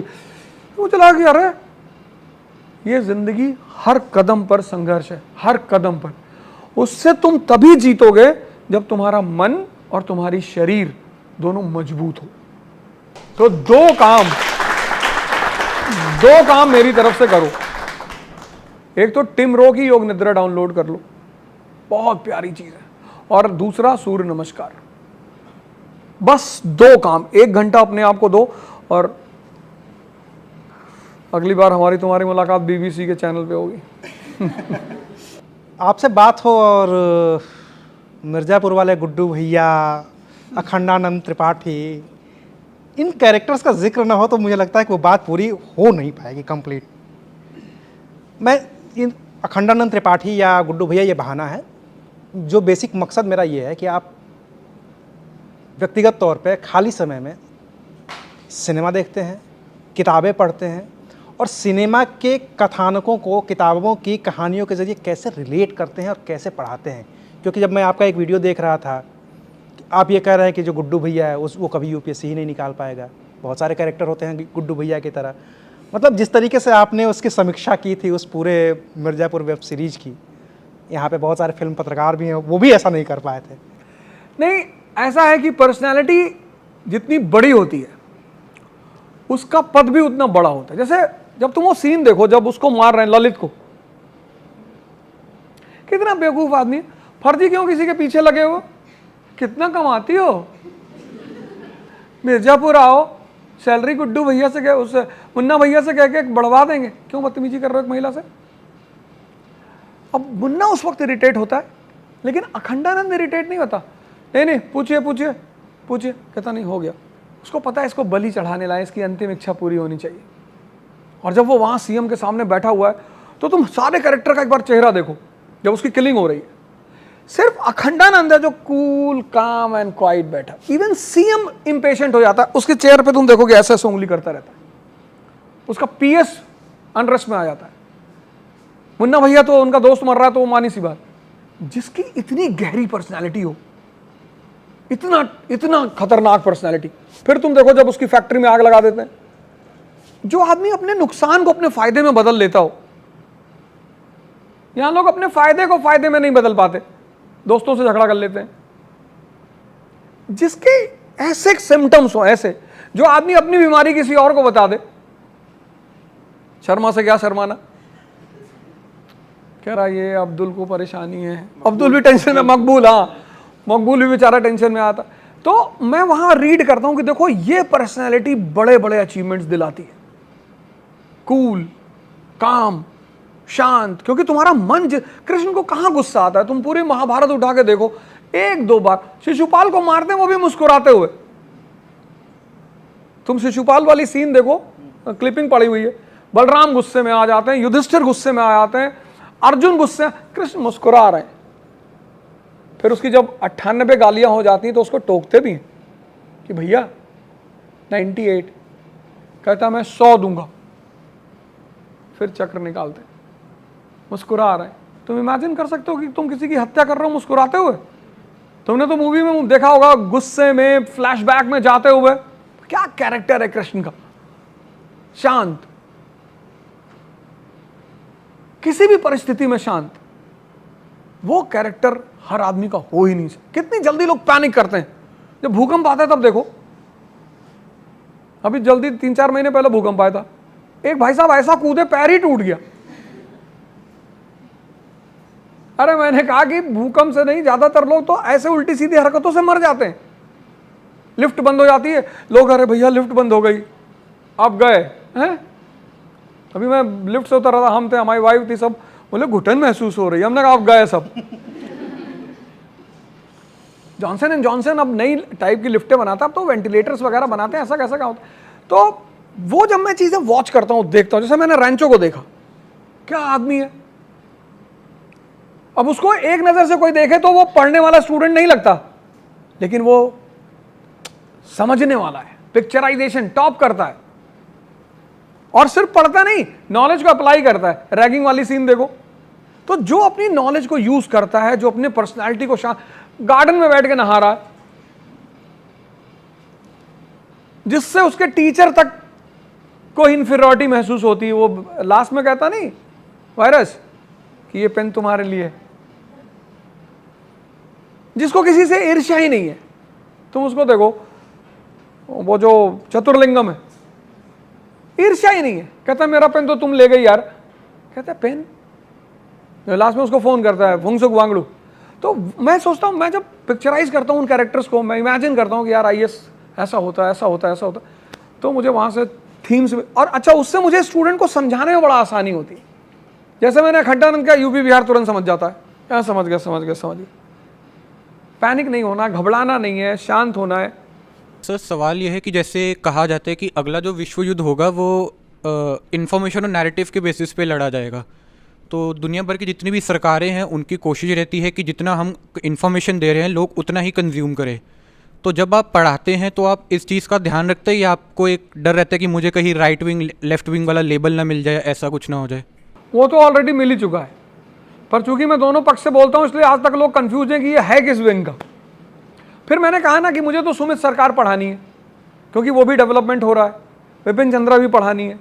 तो मेरे वीडियो से वो अब वो विंग वाली बात नहीं निकालते, वो मेरे वीडियो से कंट्रोवर्शियल पॉइंट्स निकालते। वो तो चंखे निकालेंगे ना, सिर्फ एक लाइन, वो पढ़ाने वाले मुद्दा नहीं निकालते, वो जो कंट्रोवर्शियल मेरे स्टेटमेंट्स, जैसे मैंने कह दिया कि भाई बाबरी मस्जिद नहीं गिरानी चाहिए, उसको अब निकाल लेंगे, गिलानी फील हो रहा है इसको, ये सब करते हैं। मुसलमानों के मसीहा बन रहे हैं, मुसलमानों के मसीहा बन रहे हैं, रामपुर से चुनाव लड़ेंगे। पर अगर हम नहीं बोलेंगे मुसलमानों की तरफ से, तो वो असफाकुल्ला खान जैसे लोग, वो एपीजे कलाम जैसे लोग, वो अब्दुल हमीद जैसे लोग, वो सिराज जो बॉलर है इंडियन बॉलर, तो अगर वो मुझे सुनेगा तो उसको लगेगा कि यार मेरा ये हिंदू भाई हमारी तरफ से बोलता है, तभी तो इंटीग्रिटी बनेगी, तभी तो इंटीग्रिटी बनेगी, तभी तो उसको लगेगा कि नहीं यार हम इस देश में अकेले नहीं हैं, हमारी तरफ से भी बोलने वाले लोग हैं, इसलिए मैं बोलता हूँ। हेलो सर, मेरा नाम आकांक्षा है। मेरा क्वेश्चन आपसे रिजर्वेशन पर है। मतलब आप जैसे बोलते हैं यूपीएससी के भी स्टूडेंट होते हैं और बहुत सारे पीछे बैकग्राउंड से स्टूडेंट आते हैं, तो उसमें रिजर्वेशन क्यों दी जाती है स्टूडेंट को? रिजर्वेशन के खिलाफ नहीं बोल रही हूँ, बट एक चीज़ होती है ना कि जब स्टूडेंट को आप ट्रीट कर रहे हो तो सारे स्टूडेंट को इक्वल ट्रीट करो। आप किसी को 50% रिजर्वेशन दे रहे हो और किसी को 10% रिजर्वेशन भी नहीं मिल रही है। दोनों स्टूडेंट एक ही चीज़ की तैयारी कर रही है, मैं भी यूपीएससी की तैयारी कर रही हूँ, मेरी फ्रेंड भी यूपीएससी की तैयारी कर रही है, उसकी 60% में सिलेक्शन हो रही है और मेरी 80% में सिलेक्शन नहीं हो रही है। तो इसके पीछे क्या रीज़न है और क्यों इतनी रिजर्वेशन को इतनी रिजर्वेशन दो आप, मैं मना नहीं कर रही हूँ गवर्नमेंट से कि रिजर्वेशन आप मत दो, बट ऐसा एजुकेशन बेसिस पे मत दो। अगर आपको ट्रीट करना है तो सारे स्टूडेंट को इक्वली ट्रीट करो। चलो खैर ये बात तो मैं तुम्हारी पहुंचाऊंगा संसद तक, लेकिन मैं एक सोल्यूशन हमेशा बोलता हूँ, जिसको भी चाहिए कि रिजर्वेशन ख़त्म हो जाए या इकोनॉमिक बेसिस पे हो जाए, उसको कास्ट सिस्टम के खिलाफ आवाज़ उठानी चाहिए। बहुत सिंपल तरीका है रिजर्वेशन खत्म करने का। जिस दिन अपर कास्ट इंडिया का कास्ट सिस्टम के खिलाफ खड़ा हो जाएगा ना, लोअर कास्ट रिजर्वेशन छोड़ देगा, कहेगा जाओ ठीक।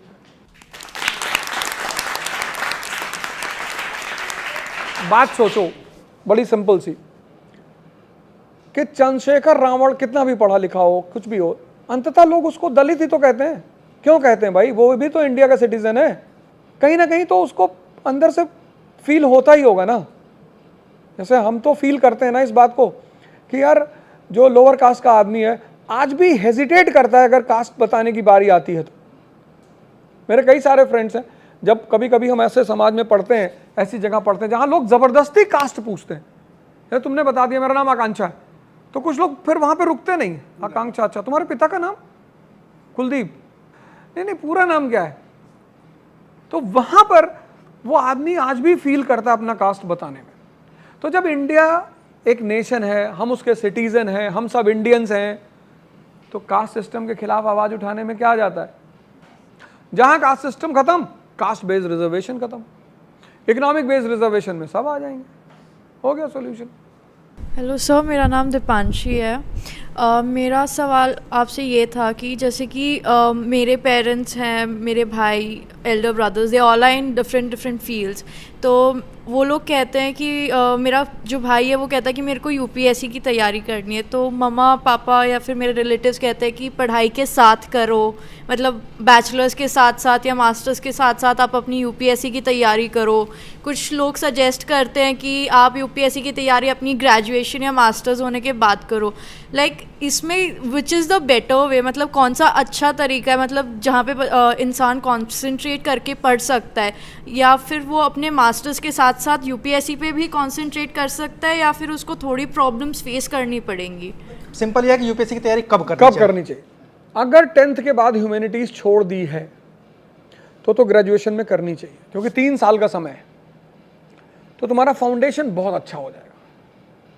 तुम्हें पता होगा लैटिट्यूड क्या है, लॉन्गिट्यूड, इनर्शिया, एक्सेलरेशन, ये सब शब्द तुम्हें पता होंगे। सुल्तान का मतलब क्या होता है, बादशाह का मतलब क्या होता है, ये सब तुम्हें पता हो जाएगा।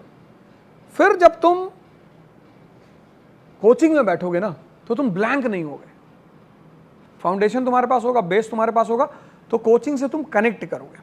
तो 2 साल तुमने बेस तैयार कर लिया और लास्ट ईयर में तुमने कोचिंग ज्वाइन कर ली, तो 3rd ईयर तुम्हारा कंप्लीट हुआ, कोई एग्जर्शन नहीं, कोई बर्डन नहीं, तुम्हारी तैयारी पूरी हो गई।